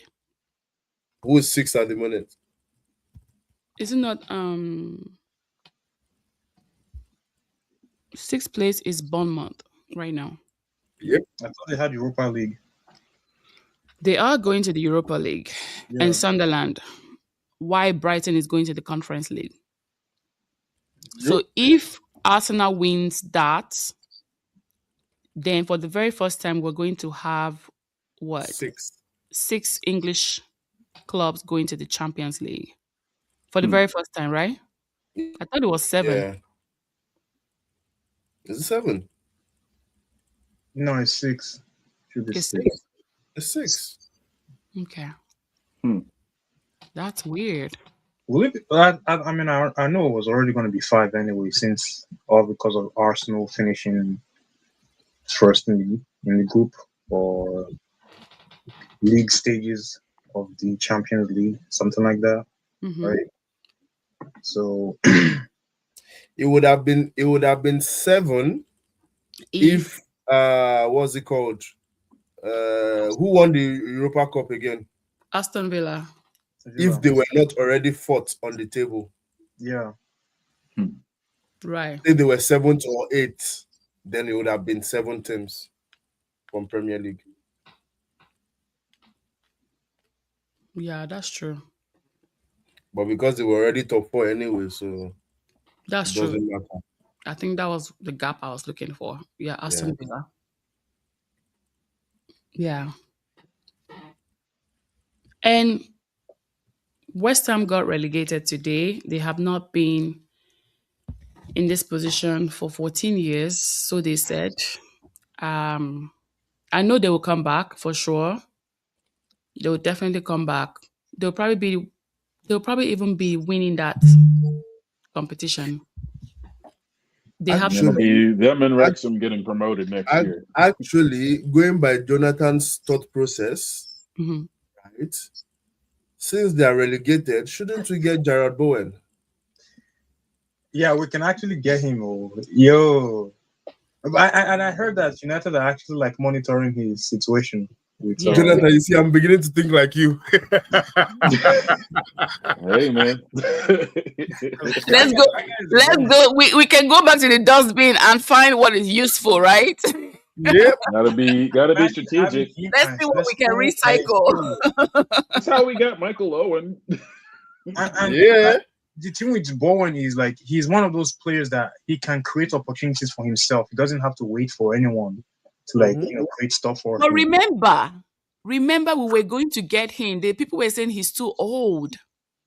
Yeah, Fairs is actually old. That would be another. That would he's be like us 30 doing another, or turning 30. Yeah, that would be us doing another. Okay, he still has legs now. He's better than I was going for Vardy. Oh, Fair yeah. enough. Oh, yes, please. Bowen can come and replace Joshua Zexi. Yeah, we can do it. He will be 30. He's 29 already, so that will be us doing another Casemiro on him. Yeah. And I he's would not be going to the World for Cup. like 2 seasons. I think we can get the best out of him for 2 seasons. Yeah, for 2 seasons is fine. And, Not 4 years. he will help. What's his name? Chesko, at least, Ruben Amorim actually wanted him. Remember? And well, I think it would be a good signing because then you have like kind of an in between player. Yeah. And his numbers this season are not bad. 10 assists, 8 goals. Yes. It's like you need somebody in between Sesko and Cheeto. Yeah. Because Cheeto's not ready to be number 2. No, not at all. But he's ready for some minutes, I think. Yeah. Hold on. So having him as a are you actually picking Bowen over Sesko over Bowen? Personally, yeah. At this point. Really? Oh, okay. But I mean, they can compete for it. That would only make Sesko better. So I mean, it's a win-win situation. Right. But you have those two competing for it, and you have Cheeto behind them. You let him get the FA Cup and Carabao Cup minutes. But the thing with Bowen is he's actually not an outright 9, so he's more like a what's it called, Ahmad. Yeah. He likes coming from the left a lot, or right, from the right. Sorry. Left or right wing. That's where you would prefer to play. Which then puts us in a maybe not a win-win actually a win-win situation, because then you can then push Cunha into the middle as well. You can push Cunha into the middle as well, and then that way we then have squad depth. Yep. Yeah. That's true. So no, I would be for that one. Yeah, I'm actually for Gerard Bowen, to be fair. I'll take him. Okay. He can come from the bench. Let me see if they have another player we can steal. United, I heard that we are scouting on Mateus Fernandes from West Ham as well, the midfielder. Yep. Yeah. Mm-hmm. So yes, Fernandes from West Ham as well. We can rate West Ham a little bit, We can rate them. They will need the money, that's for sure. Yeah, because they're not going to be able to afford some of those contracts now. Yeah. Yep. And then for the last steal from West Ham will be Disasi. The defender, yes, yeah. That's true. Should we take Wan-Bissaka back? Oh, hell no. Nope. Please don't do that. If he had ever developed the angry me. Of his game, don't angry me, please. Wan-Bissaka what? If he had ever developed the offensive side of his game, because he's a heck of a defender, but like he couldn't do anything going forward. I think he has. He dipped it a lot this season, to be honest. Like his first season with West Ham, he was actually solid. But like after that, he just kind of like dipped. And every time he sees Man United, he turns up. I don't know why. Mm-hmm. Like man's like he's pissed. He's pissed off. Yeah, you can tell. But we don't care. He's gonna be all right. I'm just glad he finally switched back to Congo and stopped trying to wait for England to call him. Mm-hmm. These are the people that I selected in my Premier League squad. All right. Did you guys do this? Your team selection? I didn't. I did it yesterday. So of course you got to give it to David Raya. He definitely had a very good season. And then I picked my defender. I picked Gui. And then I'm not sure about Van Dijk in there though. Our twerker there now. Who is that? Van Dijk? Yeah. You got to give it to him. Well, I'm not biased. I'd have put like at least Saliba or something in there. Yeah, Saliba or something in there. No, I'm not. I'm not a fan of Saliba. Van Dijk has more twerking highlights this season than any actual goal highlights. No, I think in my fantasy, Van Dijk gave me some numbers too. Okay, he did give me some numbers. He had a couple of good games, but not a lot of good games. But I took a bit of a risk bringing him on. Maybe because of the prices too as well. My midfield, I brought Elliot Anderson, who I think had a good season. In this season, he lost his mom too, and he still did better. He still did well. And my one and only Magnifico, and then Casemiro, And Morgan Gibbs White, I think he had a very good season with Nottingham Forest. And at the end of the day, they tore his face. And That Matthias, was nasty. they tore that face into two. That was you know when crazy. you have an accident and the airbag deploys on your face and then it tears your skin. That was You sound like you've had that experience before. No, but Okay. I've seen horrific situations. Like Very That sounded specific. like you've experienced. I'm like, yeah, That I was mean, super specific. it's that kind of impact would give you the kind of cut that this guy got on his face. Anyway, moving forward in my attack, I have Konya, I have Erling Haaland, and of course, Semenyo had a very good season from Bournemouth to City. Semenyo Doku. Last minute wonder. Yeah. Because even when he was in Bournemouth, I was still picking him in my fantasy league. Yeah. Until he came to Man City, then his price kind of went up. I'm like, uncle, I can't afford you anymore. I can't. Your price has gone up. Like, I can't do this anymore. Okay, we gotta fix this price. And then Pep is on his last. He had an emotional day today. Pep, you gotta work that belly out, man. I was like, damn. Yes, you know the stress is getting to you. Yeah. I mean, to be honest, he did get divorced early in the season. So I was gonna say that impacted him for sure. Yeah. Oh yeah. Yeah. That really, really impacted him. Bernardo Silva is also leaving. I cannot believe this is really happening. I cannot believe this is happening. Like, he's going to do great in Portugal, though. I will definitely be watching him there. And retires, yeah. Retirement season, it's coming. So Bruno breaking the assist record. I'm just happy that I get to hear less it was talk from my like brother. Cristiano. It goes left, it goes right. It goes. Unpopular opinion. I would say the one thing that Ruben Amorim did or had in the league was he probably had the most swag out of all the other coaches. I'll say in terms of his his fits were always kind of nice, especially that bomber jacket he always wore. That jacket was nice. I'm not gonna lie. And please, Carrick, enough of these black attires. Please find something else to wear. I am tired. The old school blazer. Queen. The English people don't have any other thing to wear. Carrick, you always come like you're going to a damn funeral. This is not a funeral, please. He needs to go spend part of the summer in Italy and learn how to dress. Like Mrs. Carrick, please. Carrick, I've only seen you wear all black. What the fuck is going on? Did somebody die? Well, he wears a white tee though.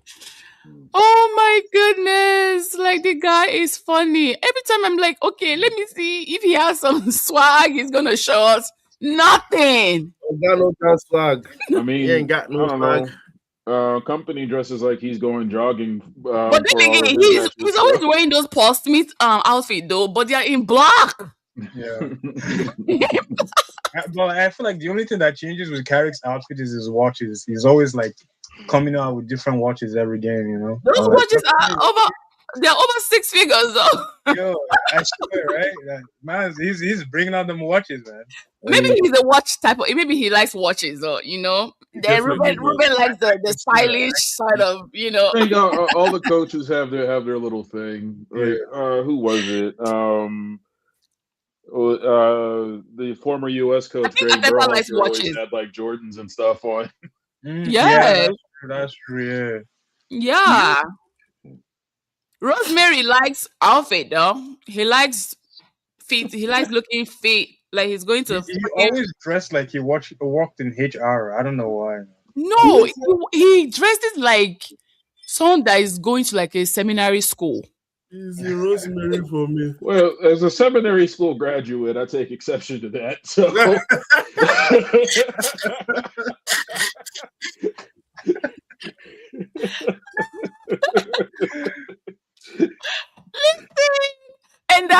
that glasses he wears, he then look like a baby. Well, I mean, you can't fault the guy. They just dumped him in that role, to be honest. I'm not gonna lie. If Rosemary is actually my boss in like real time, I'm gonna be like, what is this child telling me? Like, get the fuck out of my face. What you? He signs your checks, remember? He signs your checks. You can't say that loud. Like, get the hell out of my face. You know, people respect the white gray hair. You don't understand the power of that gray hair until you start having it. People will be respecting you. Trust me, if these players don't see you stacked up with gray hair on your head, it's giving get the hell out of my face. Who are you talking to? Me? I make money more than you. I make more money more than you. Get the fuck out of my face. What do you mean? You're coming to come and tell me what to do? Look at how Mo Salah and Anis Law were bumping heads bumper to bumper. You can tell that Mo Salah did not give a shit about that guy. Growing hair. It's time for him to go to Saudi anyway. So I think he will go to Saudi. I think. Oh yeah, he'll be huge there. And he's Muslim too, so it would. They've been scouting him for years now. Actually, Mo Salah. They want him as bad as they wanted Ronaldo, so he's about to get paid. Yeah. Mo Salah should go play with Ronaldo. Oh man, that would be disgusting. It was Casemiro. Casemiro's going to Miami. Yeah, I was thinking he was going to go to Saudi. I was surprised to see that he was going to play with Messi. Listen, and I'm like, this guy has an agenda. Did you see Casemiro's wife? All the goats. Casemiro's wife does not look like someone that wants to live in Saudi Arabia. He wants to go to Miami. She wants to be living her best life on a yacht in Miami, okay? Her husband already has the coins, so... She's going to be hanging there with Posh Spice on the boat. So. Listen, I won't be surprised if she go get her BBL done. Queen, okay, it's time to wrap it up. Okay. Wrap up. That was a mistake. Wrap up. All right. Tony play the wrap-up music. Tony is talking to his girlfriend. He's calling FIFA to report you. I know, right? In fact, it's even YouTube that will... You know, YouTube is my boss now, so I have to be on my best behavior.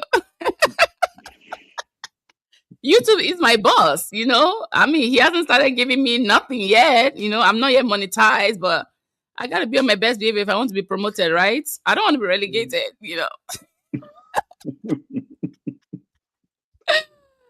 Oh my God. I'm waiting for, Mark, do you want to come in here?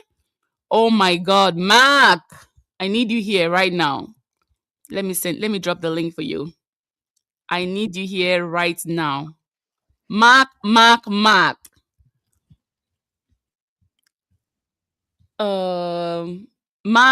that's the link. I'm about to wrap up. And I need you here right now. Right now.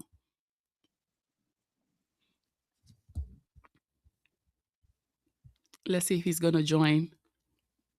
Yes. All the man them are here. Mark. Can you hear me? We can't hear you.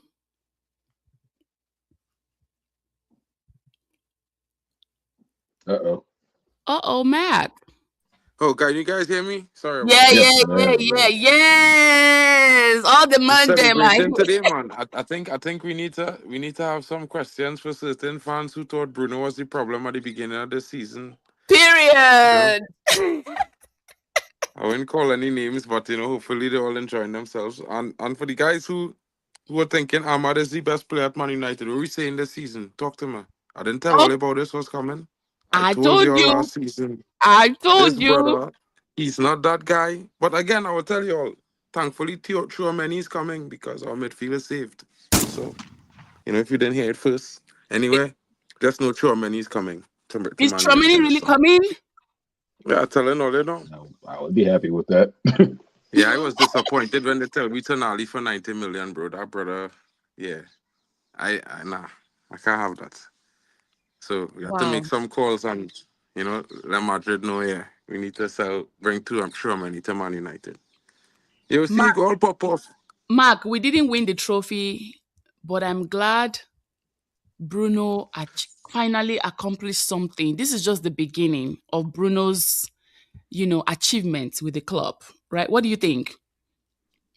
Well, I mean, Bruno has been our best player for the last 6 seasons. I can't lie. This guy, he's been doing it back to back to back. And I mean, at the end of the day, we could look at it both ways because two things can be true. When Mhm. Bruno gets a lot of GA, so people consider it stat padding. But at the same time, if we take Bruno GA out of this team, you had to minus about 400 goals that we score in the last 5 years or 6 years. You know what Mhm. I mean? That's how much contribution. Half of the goals we score come from him being on the Right. pitch. So I feel like the one thing we did smartly last summer was try to put players around Bruno that will work well with his profile. Because that's why everybody loved Kevin De Bruyne. He's nowhere near Bruno in terms of creativity level, but he had players that ran for him and Mhm. gave him options. And a real number 10 need options. We could all like the close control ability number 10, like Odegaard and these guys who lack vision and actual passion range. But they're very good on the ball and neat. So they look very good. So, people start thinking the number 10 is somebody who could carry the ball in tight spaces. No, bro. A number 10 is pull the strings. This is why he's called a number 10. He's the maestro that plays everyone into position and into the width to goal scoring position. So I think that was the best thing we did. If you look at some of the targets, there's some I think we looking to improve on that as well. So it makes United pretty much an interesting situation next season if you look at it. Yep. We could consider that Man City is in a bit of turmoil. Anyone could say what they want, but without Pep, Man City probably will not have that level that they show that chase down Arsenal every year, even this Mhm. season. Mhm. And I think Arsenal finally getting what they wanted for the last 3 seasons might not be as amazing as they all think.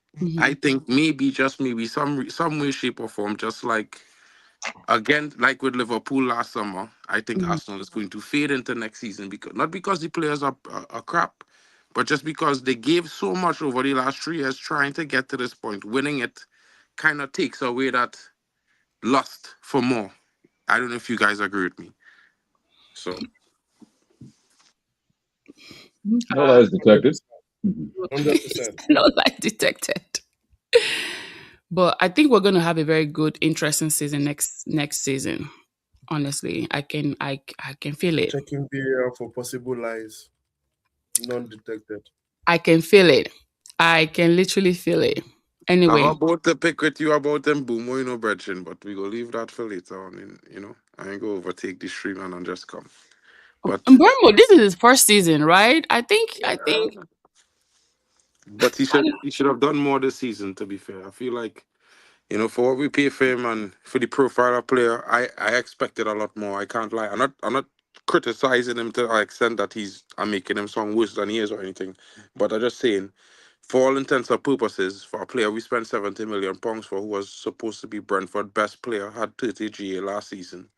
Having 15 GA at Man United really is not what we paid for. But it again, I think today made it 11 goals with Shesko. No, he is saying goal and assist, goal contributions. I'm talking about for Bumo. And Oh, Bumo okay. personal contribution as a player. I think he have like 16 GA now with the goal today. But he could have had a hat trick in the game last week. I mean, he was that bad Yes, in front dude, of we goal. talked So, about it. We literally talked so about that game last week. I mean, Even I'm not the Bruno should be one. having 24 assists right now. 27, 27, 27. Yeah, I mean, we should 27. we should have done it in fine style. But I feel like next season we really might have to replace Bruno. I think he will go next season. I think next season will be the season this squad will chase down titles. That's just what I Yeah. get, the feeling I get from watching this squad play over the last 15 games. And I think if we was to add Chouameni to the squad, seeing that we convinced Matthias Fernandez not to go to PSG because he was on the brink of going to PSG 2 weeks ago. They already had personal terms done, and they just had it to bid, and then Man United make a call. So seeing that we Damn. made these decisions, I think United trying to sneak a Prem next season and see how far we could get in the UCL. I mean, if Arsenal could get to the final, it should be easy for Man United next season. You know what I mean? We're almost there. We're getting there. Yeah. We're getting there. I mean, Europe not that difficult, you know. We were never terrible in Europe. I mean, although we didn't come out of group stage 2 seasons ago, I feel that was mostly on the fault of Andre Onana. Thank you. I don't think any other player could have be at fault for that, but him. He conceded all the goals that got us Oh knocked my out. God. You Sorry. know, it wasn't coaching. It wasn't tactics. It was just a goalkeeper who had butterfingers. Stuff happens. But I think United has shown over the last 6 seasons that we score twice as much goals per game in Europe than we score in the champion in the Premier League consistently. So I think Europe is under lights is never really a problem for the squad because they get up for those games. Mark, what about Onana coming back?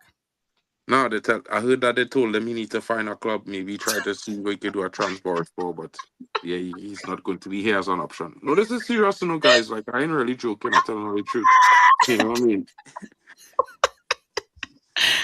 Onana is coming back to Old Trafford. No, he's not actually. They literally did tell him that. I serious. I kid you not. I wasn't joking when I Damn. said that. Wow. Yeah, they told him there is no room in the squad for him. He needs to find a place. The So same you thing that rather keep Bayinde than they Onana? told by and they're leaving. He's actually yesterday was his last time as a Man United player officially. He's Shut leaving. up. Yeah, Well, they probably. got Vitek coming back, Huh? so Vitek's coming back from loan. Yes. That is the Number everybody would two. assume that he would become the number two, but I think yeah, I'm not too sure. I'm not too sure about that one.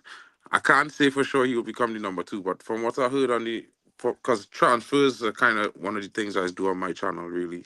On a serious note, like where everything else is just pure vibes, but transfers, for now, I think we doing our we have our good. We focus on the midfield. You know, a lot of people think we're going to sign Tonali and sign Edison. I'm not too sure about the Edison and Tonali thing. I think we're using Edison and Tonali to kind of make a easy way for us to sign Chouameni because that's our dream target. I've been telling people that since like 3 weeks now, but no one seems to believe me until Fabrizio said it yesterday. But you All know what right, I mean, like, one last one. What about Rashford? bro, a good season from the kid.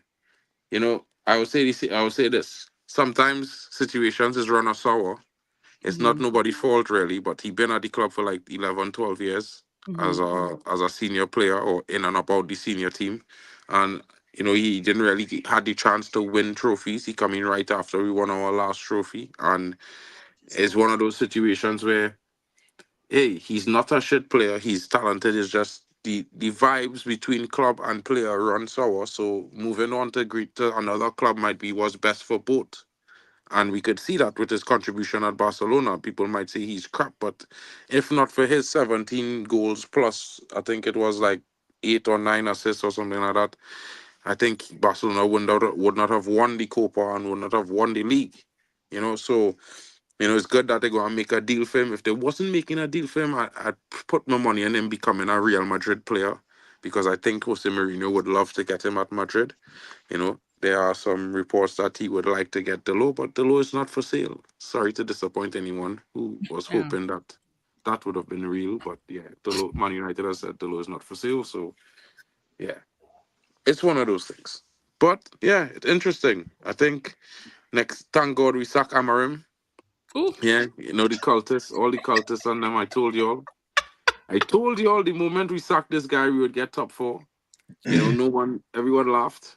We Ah, sacked him, and top four is as comfortable as you can get it. we Well, are still laughing.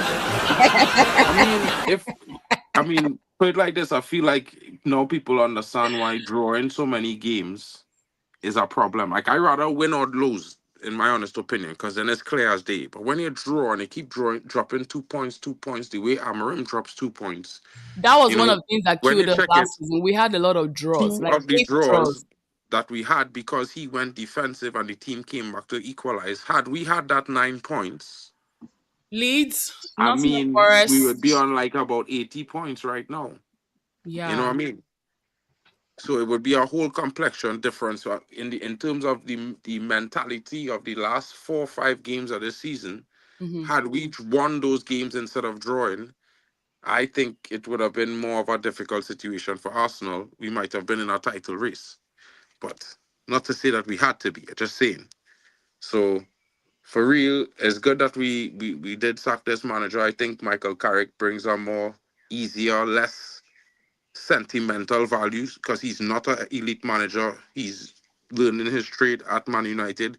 Yes, he's a ex-player. Yes, he's a legend of the club. But you know, if he doesn't do well, he will be sacked. The fan base will not have it. So I think this is the best situation for us going forward because we actually feel like a Man United team again, so to speak. Not perfect, but we feel in a sense of this looks like more like Man United. Mm-hmm. And I think next season, if we buy well, we will be better. It's interesting. Yeah.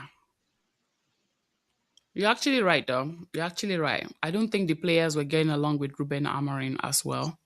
So that really, he fell out with Kobe, Rashford, Garnacho. I mean, Garnacho one was just his very stupid decisions and the things he said on the last day of the two Premier League season that the manager only gave him 15 minutes or whatever. I'm like, who talks like this? Anyway, I'm that Children.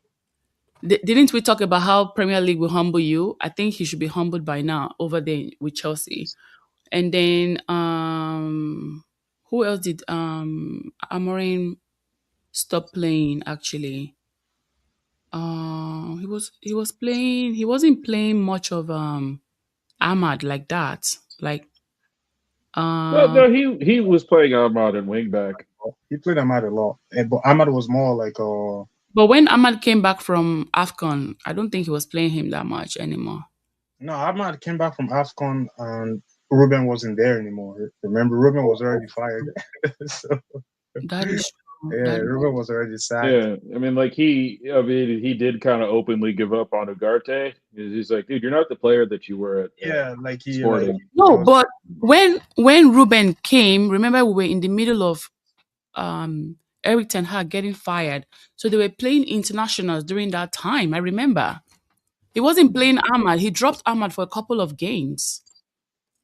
And people were like, oh my Ten God. Hag wasn't playing that was Ahmad Ten Hag. hardly. Ten Hag didn't Yeah. play Ahmad, but Ruben played Ahmad. Ruben, I don't know. Ruben played Ahmad. Ahmad was his right. Oh, you're right. Yeah, yeah. You wanna know the funniest thing about this situation with Ahmad? I think as a football fan in general, we never had an issue with a manager drip feeding a player, no matter how good we thought the player was. Because I will be honest with you guys, we don't get that. I think next season people will understand that there's not much difference between what we get from Ahmad on average and what we will get from Shea Lacey. And when that happens, I think it will be very difficult for Ahmad as a Manchester United player because this season he really lost that shine of the fan base. The fan base was so behind him over the last 18 months before halfway through the season. And I think he was riding a wave. And in a sense, I think we do the Rashford thing again to another young talent that we should not have overrated and overhyped. And from the situation is, I think in his first season, he is a talented player. We did see what he did at Sunderland, but he came back to United injured. He was unable to play. And Ten Hag couldn't play an injured player because he didn't know what he was going to get from the player. And when he did play him, he did look decent in some games. The fans decided they want him to start. The one game he did come on and did well and got a goal, and I think was an assist against Liverpool in the FA Cup. He was on a yellow card and he takes off his shirt to celebrate. Like, who does that? Poor Ahmad. decisions. No, I'm being honest. Like for a 23-year-old, you're making decisions like Garnacho. I would expect from Garnacho, who's at the time was 19, compared to you being 23. And it's the situation where with a player of this age who's been at the club for over 5 years, making these sorts of decisions when he should be more, I don't know how to put it, ruthless or clinical or more set in his mind that, listen, I need more to play the next game. So I can't afford to get a red card because I just scored a goal. You know what I mean? They didn't even score a hat trick. Why is your jersey off your back? And I think this is a situation that the fans are developing into some of these young players because they're overrating them too soon. And then the head inflates like a balloon, and then all that's left is the hot air waiting for it to deflate again. You're absolutely right because that was something that happened with Dilap. We almost got that guy. I told you. Almost. We literally missed a bullet from Liam Delap. I went and watched this guy play about 6 games last season. Yeah. And I remember seeing this guy play 2 games the season before in the championship. And I told myself, this guy is running on his father's last name. Like, literally, the only reason he's at a big club is because of his last name is Delap. Not I'm his telling father's you. last name. You laugh at that, but look at the guy. He's a physical specimen. He has good agility, good athleticism and stuff like that. But as a striker, what does he offer besides physicality? Like he does One not. He's goal. not prolific. He's not a prolific goal scorer. That was never him. He doesn't score bangers to say that. Well, he doesn't score many goals, but the goals he scored they are fantastic. You could never say that about him. He doesn't have that history. Yeah. So what does he really offer? He can play the forward role. Yeah, that's a lot.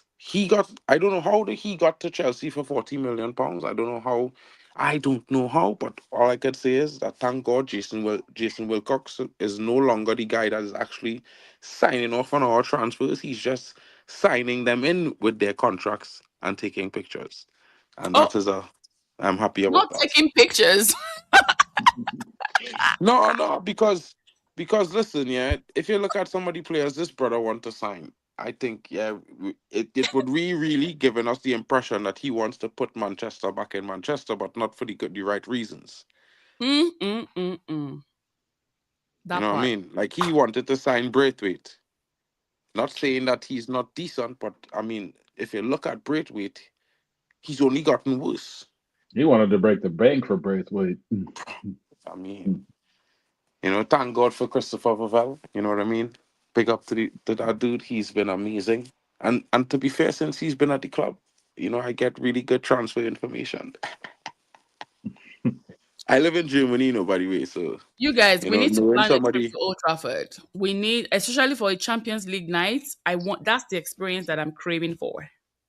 That's serious. what I want. I want to feel that Champions League night at Old Trafford. Yeah, Like, if you get, I mean, I have the membership. Like, I had a season ticket before because I was in London for 2 years living before, but they sold I'm your not seat there, out, so right? no, I give it. I sent it to a buddy of mine who I could use Oh, the that's tickets when nice. he not there and I in London. I could take the tickets and go still. So it's one of those situations. But Yeah. next season, yeah, they have these. They might have this package for all the home games. I think they had one the last time when we was in the Europa League. I think they'll have one again for the Champions League. All the home games in one. So you buy all the tickets together. You know, and it's be a little bit cheaper than if you buy the tickets separately. I usually get those things because I mean it's Champions League. I'm going to fly to Manchester regardless. Right. So it's I one of live those very far. situations. Yeah. If I lived in the UK there, I think I would have just gotten like that. I don't even care if I'll pay with my credit card. I'll pay with my credit card. you know, but I'll just get like the whole home games for maybe mostly Champions League, honestly. The And away games and difficult I, to get. and I You feel have to like the have prices a are about track to go record up of again. going to away games and stuff like that to get away Didn't games tickets. And didn't this guy say sometimes you that might the have to price will put go up? credits onto your United account in Yeah. advance. So the club that see that you have credits to pay for the whole away package. So it's Oh, be one of those things. Yeah, but because we're in Champions League this season, I just do what I just normally do. I will call the club like on Monday or Tuesday this week, and I will mhm. tell them, listen, I live in Europe. I want to go to the away games as well, and I already have, I could make my own arrangements. I just need to pay for the tickets so they get Right. into my app, and that's how I get the tickets for the Mm, away games. I see. Oh, I see. Wow. I didn't know there was tricks behind that. I I'm didn't from know. Trinidad, I'm not from England, so you just have to try things. Not Yeah. everything is work for everybody, and you might know everybody because if you're from Manchester, they have a whole system. So it's Yeah. if you're in the know, it's good. It's good. You could get tickets anyhow. You could get tickets for home games, and it's usually not that expensive. You know what I mean? It's like Yeah, I need to know at I need to know most. how that actually works too. Like I don't even care for the whole hospitality shit because the last time I went there, I went for the vibes and honestly, for the aesthetics. Well, of course, But if but you I want to had a take good time pictures and though stuff, with you the. have to go and do a tour as well. No, I feel like if you're traveling all the way, just do the hospitality package so that way you enjoy, the whole vibe that comes with the hospitality thing, the food, they'll give you food, you drink as much as you can drink until you can't walk anymore. Yeah, but I feel like that You're is not. closer I to feel the that is not the stadium. real. I feel they miss out on the actual experience of the fans, because the fans don't go hospitality really, and if they go into hospitality, they really do only go to halftime. Because the original home fans, what they do is you see it have some bars right around Old Trafford right there. It have one called Old Trafford Way, then it have another one. I I always forget stayed the name of at that one. I always go to I that stayed at one. Hotel Football and it was packed. Yeah. But like Packed. if when they go to those bars, the The fans is elevator be there takes like singing. 5 minutes to come down. Ah, oh. Well, if you go to the bars, it will take like 15 minutes to get out. No, I'm telling you, on that game day, ha, Mm. it felt like I feel like everybody in Europe came out. Dude, you can't even, there's no space, you can't walk. It's like No, it's you like a can't. crusade. It was You really know, nice. It was really nice. I have this stream with Arsenal fan, Tony Claude Gunner. I called the Red Divider, and he was telling me yesterday Arsenal earned £770 million, 230 million short of £1 billion this season. Oh, they're going to be the richest club in the world in England soon. And I'm like, well, at one game a week, Man Yeah. United this season we just clocked £880 million. Yeah. So I mean to say, imagine if it was in Europe, it might have been over £1 billion. Yeah. No. We made some coins this season. We made some cute coins. Hopefully that cute coin will help us buy more players that we really really need. You know. So, what are your guys' thoughts on the players we should sign this summer? Because I know a lot of people think we're going to sign like 8, 9 players. That's not happening. We might sign, I could say, like 5 to maybe 6, 7 players, but let's work with 5, right? Saying we getting 2 or 3 players in the midfield, 2 guaranteed, 1 because Ugarte leaving. So the third player might take a little while to come. Let's just prospectively say. What are Omaba, are your you thoughts? sleeping? Oh, you're on mute. I, You know, I've been talking since I did not realize I was on mute. Really? I was like, what is wrong with you? Are you worried about your next rent or something? I was literally answering all the putting comments on everything he was saying. Really? We I'm can't hear mute. you. Oh, man. All right. So he's asking like, who do we want next season? As our players. I mean, Yeah, there's been we too talked much about that rumors. already. Now we said some things about Jared Bowen. Bowen can replace Joshua Zexi. It's time for You Joshua think so? Zexi to go. Oh, man. Yeah. I'll late for him. Anyway, I'll change it down. I mean, just to come from the bench though. Because what is he going to be doing in West Ham? Nothing. They're already relegated. He can come and take some seats and watch the big boys play. What about Anderson, Elliot? I'm not too sure.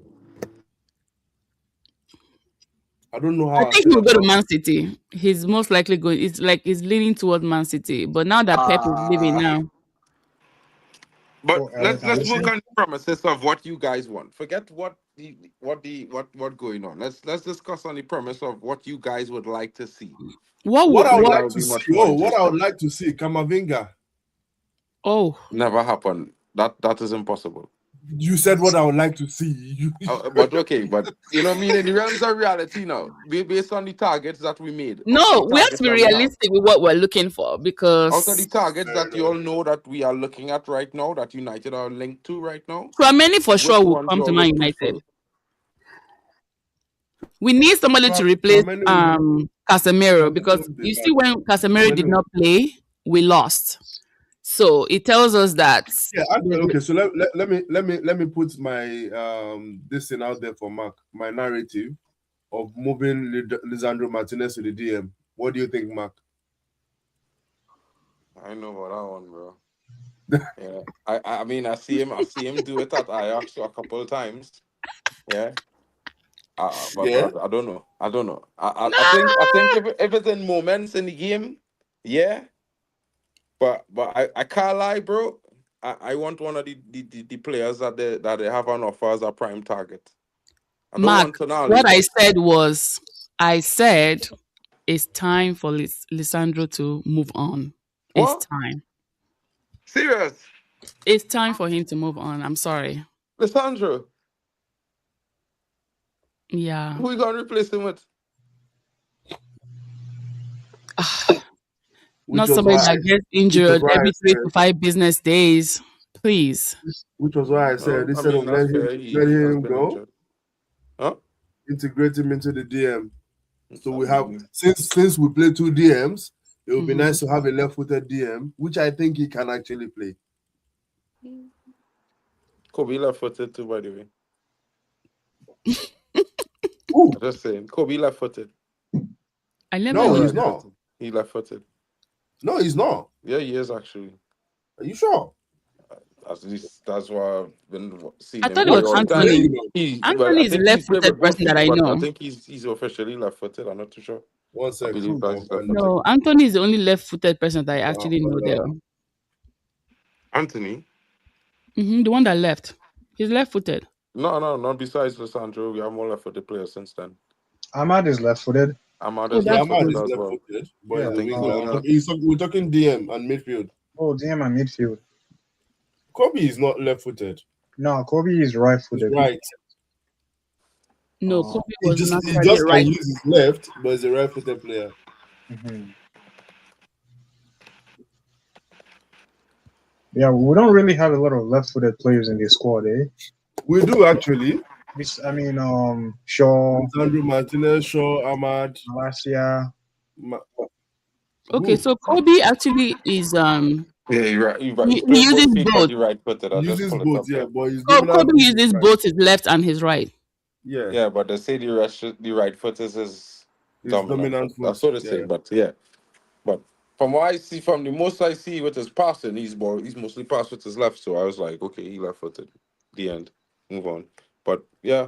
So again, who y'all want to come into our midfield? Like come into the midfield because we need to bolster the squad as Champions League we have next season. Our squad was really 10 this I'll season. take Baleba for the right price. Actually, we said that I'm in for a earlier. good price. Sorry. The price is good this summer. Yeah.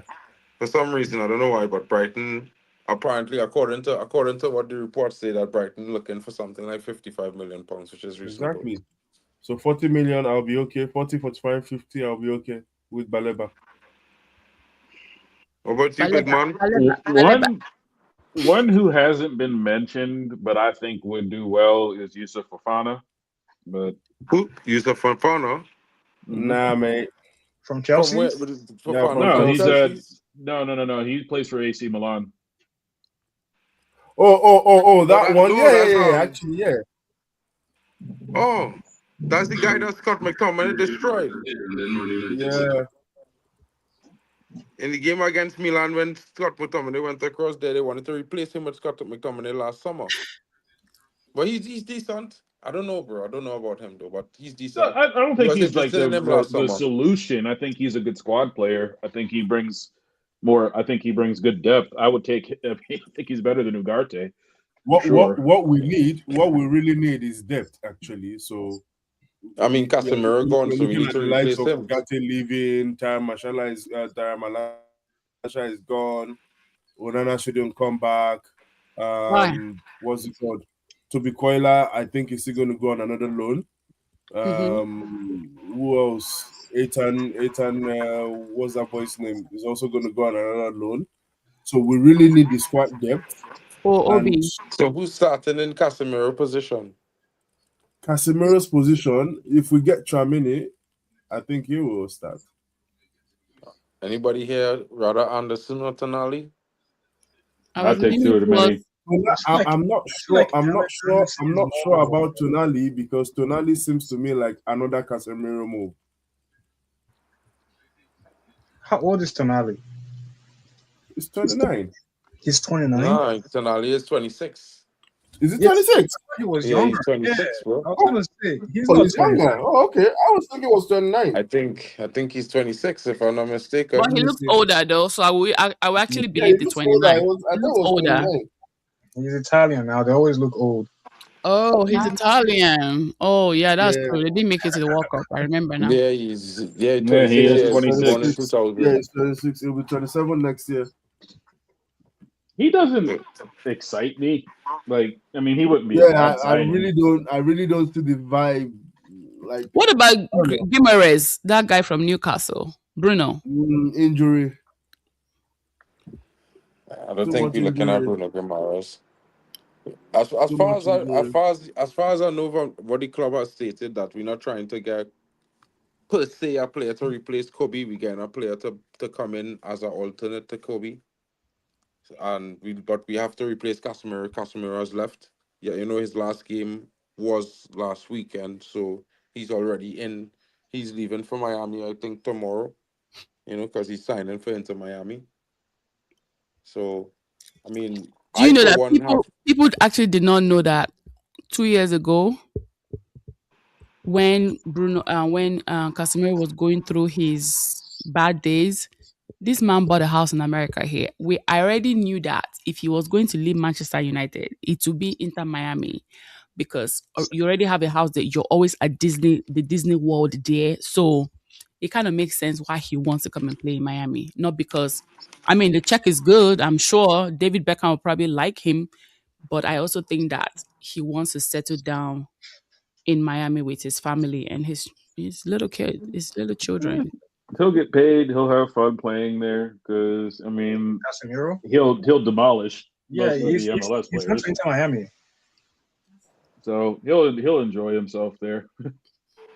Yeah, I'm kind of disappointed about that, though. I think we should have had him contracted for another season, maybe. I think it's gone.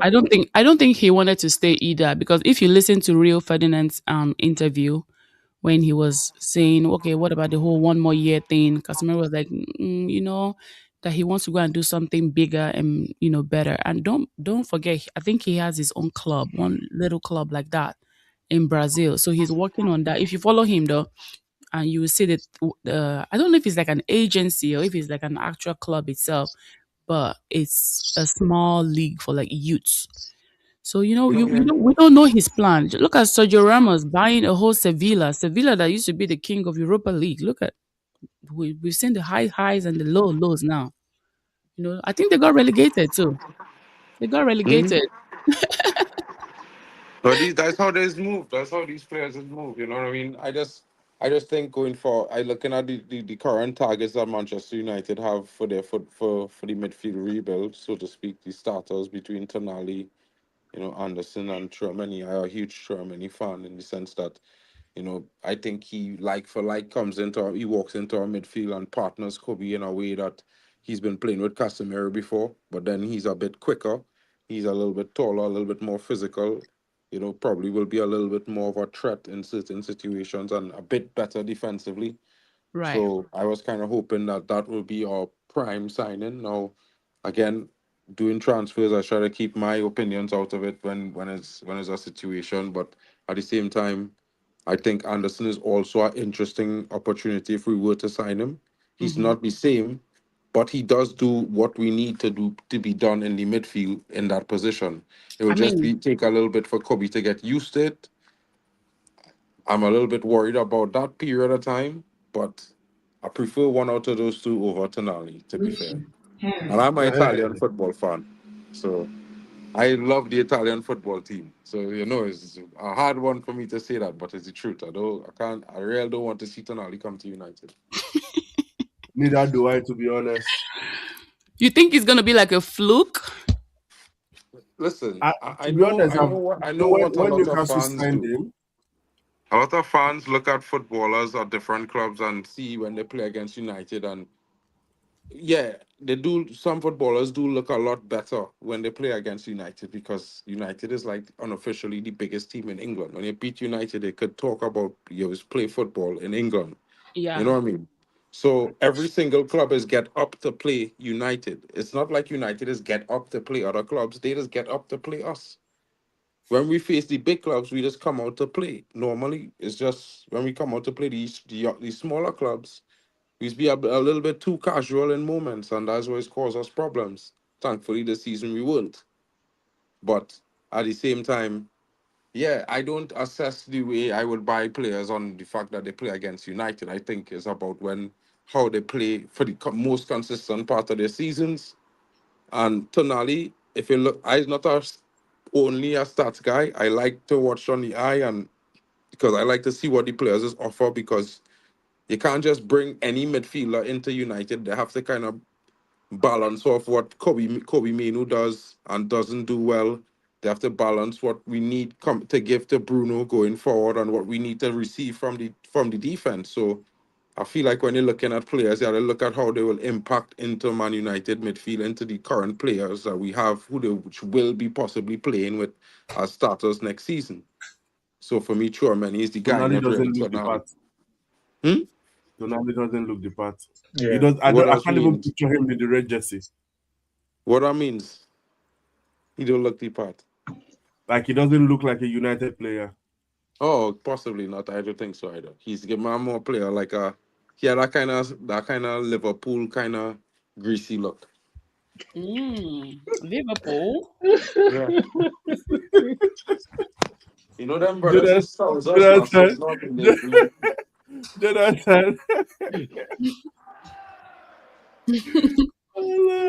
He just dashed him away to Liverpool, man. With 100 colors, I don't you know what I mean. For me, like some players, there's present more in for one team than another. I think in our case, Tonali is an interesting opportunity, but the price of Tonali is a little bit too much for Manchester United right now. I think he's a bit too expensive. Mm-hmm. Yeah. I had to go grab something to buy. Anyway, at the end of the day, we had a very good season. We went from 15th place to 3rd place. We are back where we're supposed to be at. And I'm keeping my fingers crossed that next season is going to be challenging, but I think it's going to be worth everything. I think next season is going to be our season. For sure.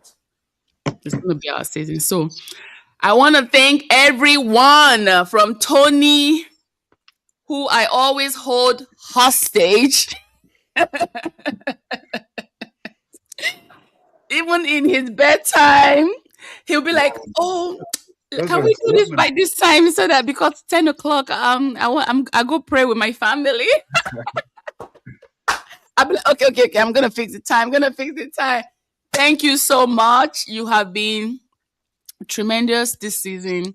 Without you, I don't know how my predictions are going to be going. It's probably going to be boring. Your predictions were always better than my predictions anyway. At least, I mean, you can see from the fantasy too, I did better than you this season. Exactly, you know. Yeah.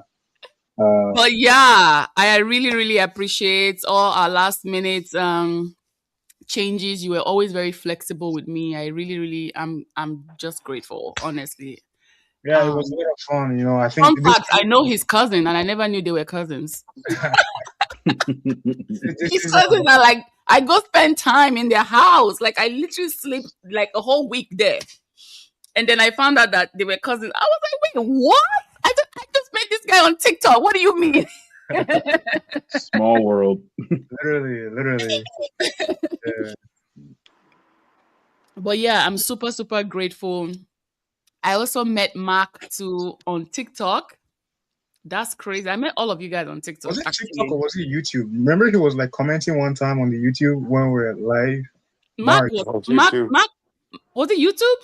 Yeah. But YouTube. I think he was already on TikTok. Yes, we already had something on TikTok. Yeah, before YouTube. Before you told me you had a YouTube channel, and then we actually followed each other. I remember.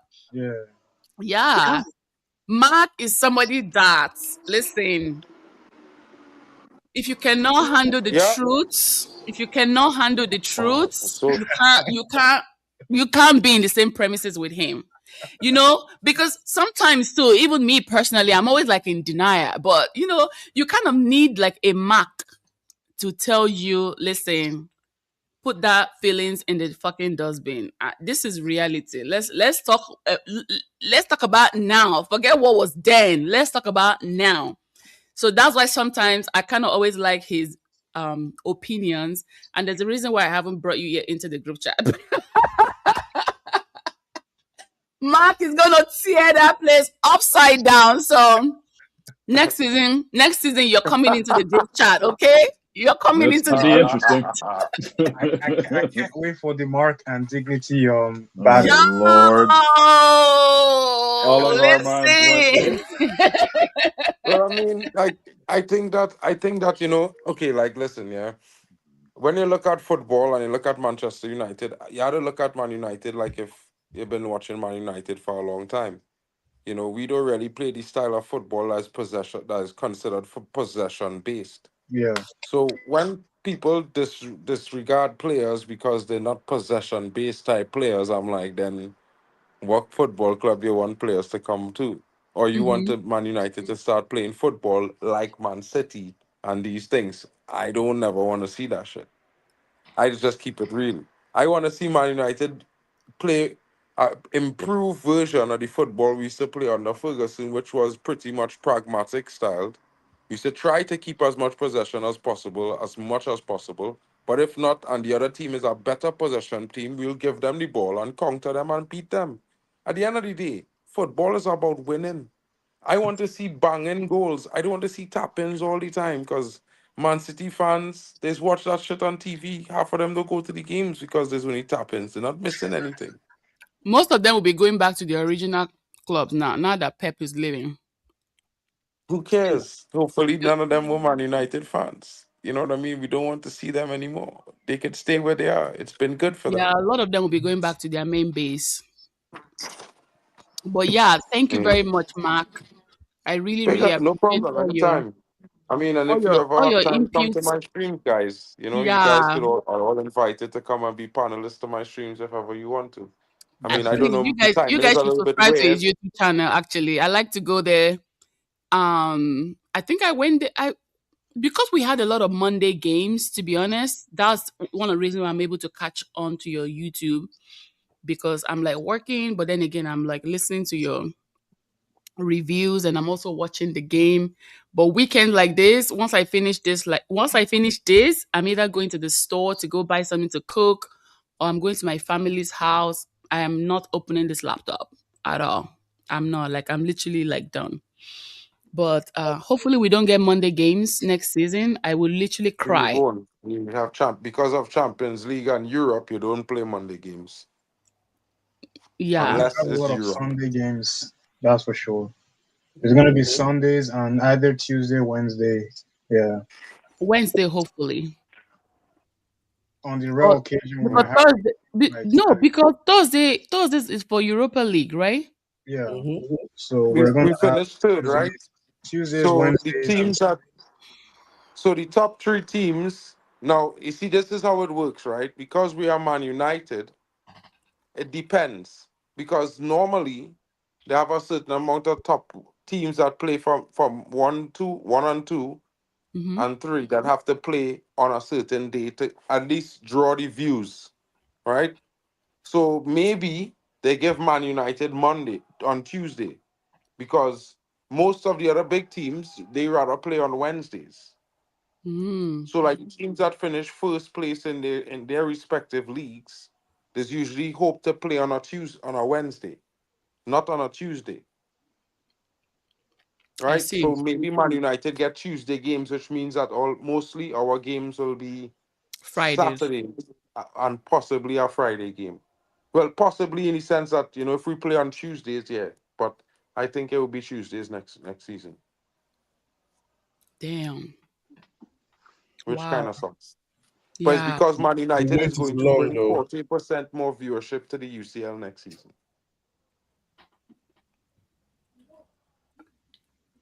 Anyways, there's a rumor And that we are winning Premier League next season.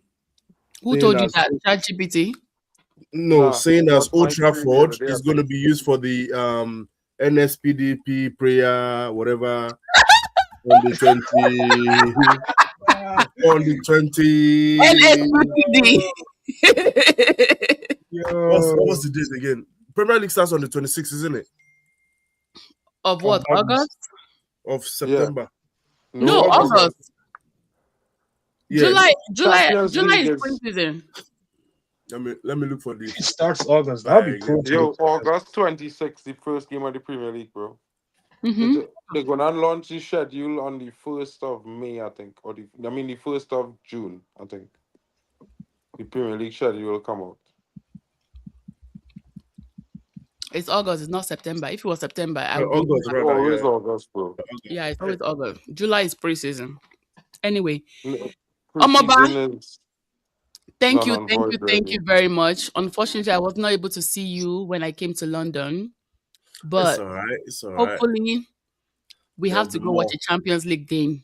Hopefully, there'll be more. Yeah, I plan to be fair. I'm a United fan in this bloody country, and I've actually not been to Old Trafford before. So I need to go to Old Trafford. You have to. You live in London and you never been to Old Trafford, bro?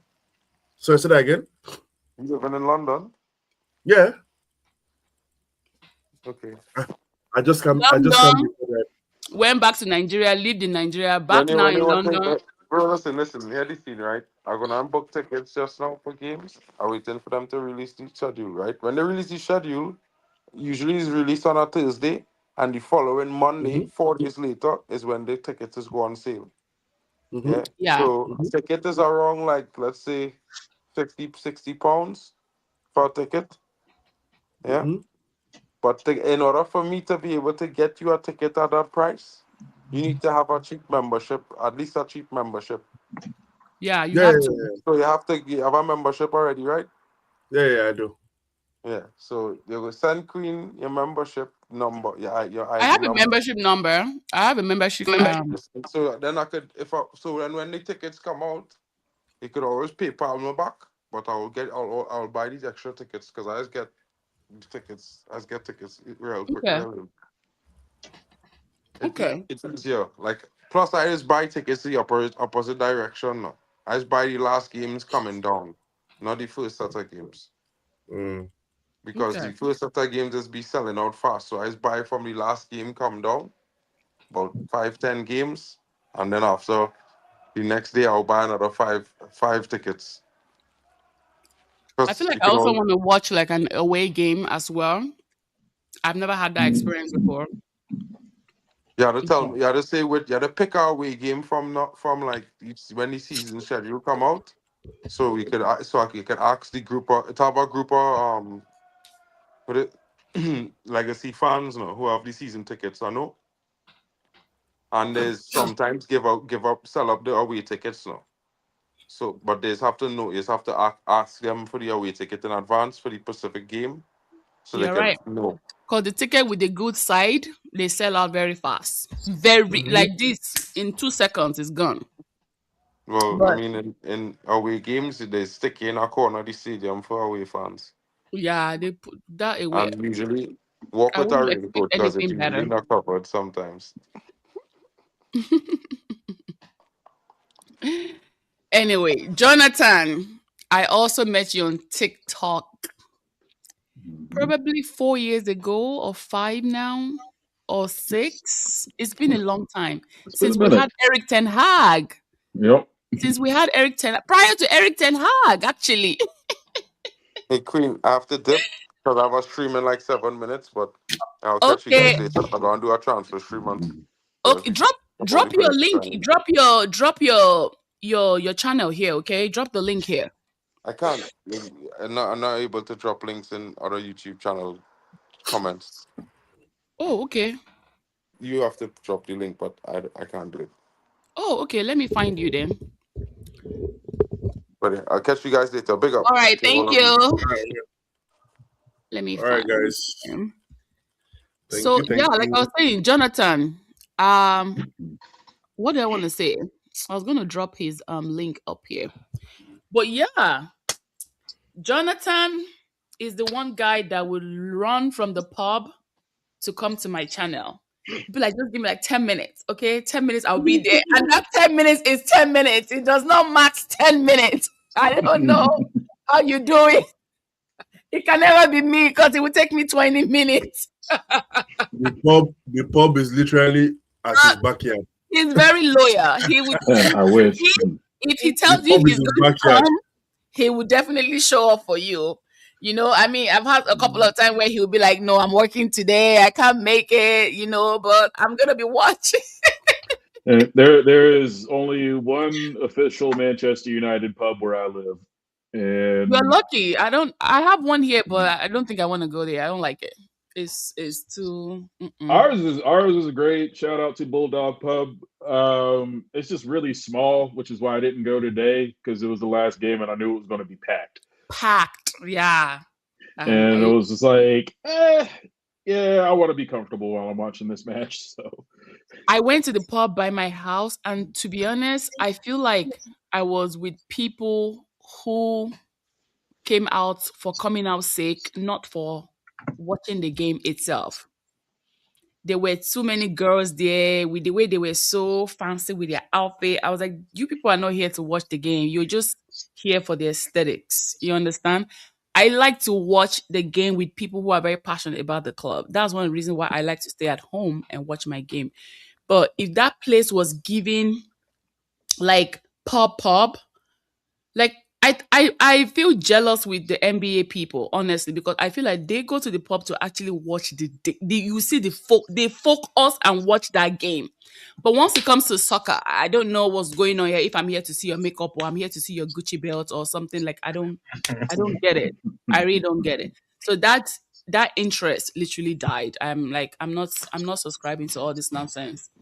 You know, I'm not going to come here. One, it's too lousy. Two, I'm in the midst of people that we even be bashing United right there. That's not what I want to hear. You understand? I can't remember the last time I watched a football match in the pub or in a public space because I couldn't stand the whole Chelsea and Arsenal are playing.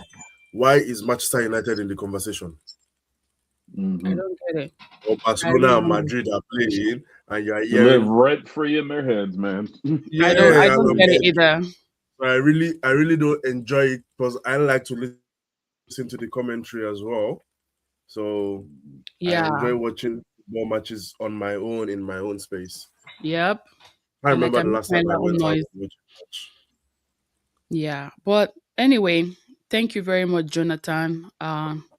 You always show up for your girl, you know. When I say pull up, Jonathan will pull up for me, okay? Next season is going to be better. I need you to be posting your contents, all right? I need you to be posting your content, your I know you said you were working on some things, but I don't want to say too much. Yeah, it had to get pushed back because of some life challenges, but it's still gonna happen. It's okay. Listen, just take your time. Whenever you're ready, you're ready. You can't rush life anyway. So life should happen the way it should happen. You don't have to force it. If it will happen, it will happen. I don't force things. I'm not a fan of forcing things. And I don't go through the back door either. All right. If it will happen, it will happen. I'm not forcing nothing. Life is not meant to be forced. Right? Yeah. But thank you, everyone. I really, really appreciate you guys. I hope you guys had a very amazing season like I did. You know, I was mad at some point and I laughed many, many times. But at the end of the day, we move, right? We move to the next one. So, from all the parts of the world, from Canada to London to the Bay Area to Southern California, I want to say thank you. And to my viewers, like, how am I going to forget my viewers and my subscribers? Please, thank you all for watching. Thank you all for subscribing, the likes, the shares, and everything. Thank you very, very much. I would not have done this without you guys, but I think you should tell the people where they can find you, like, and what you're going to be doing. Tony, Jonathan, and Omoba, tell the people where they can find you, so they can come and collect their cash out from you. Yeah, I've actually been being a little bit preoccupied and haven't really started my own like channel like that. So hopefully after the World Cup, I'll be have more time and I'll be more focused on putting out some my United content. So yeah, I think when I have all those things set up, my Instagram and right now my Twitter is pretty much United content anyway. So yeah. My switch. Somebody literally told me today to get on Twitter. I was like, okay, I will. Twitter is a different ballgame, man. I know. It's too toxic there, right? Nah, yeah, it's toxic. It's toxic. Twitter is toxic for football. Twitter is toxic for everything because I already know all the Arsenal fans are going to be posting pictures of players holding the Premier League and all that stuff. But yeah, once I set everything up, I think everyone will. I'll be able to advertise better in terms of like TikTok and Twitter and Instagram, YouTube, and all that stuff. Yeah. So. Sounds good. What about JMC? Yep. Currently still JMC United on TikTok, Diaspora Sports Group on Instagram. There's nothing on there at the moment, but that will change as time goes. And I'm working on another side, non-football related project too. So I will mention something about that when it's ready for launch. Period. And Omaba, where can they find you? What's your handle? My handle on TikTok is literally Omoba. Omoba on TikTok.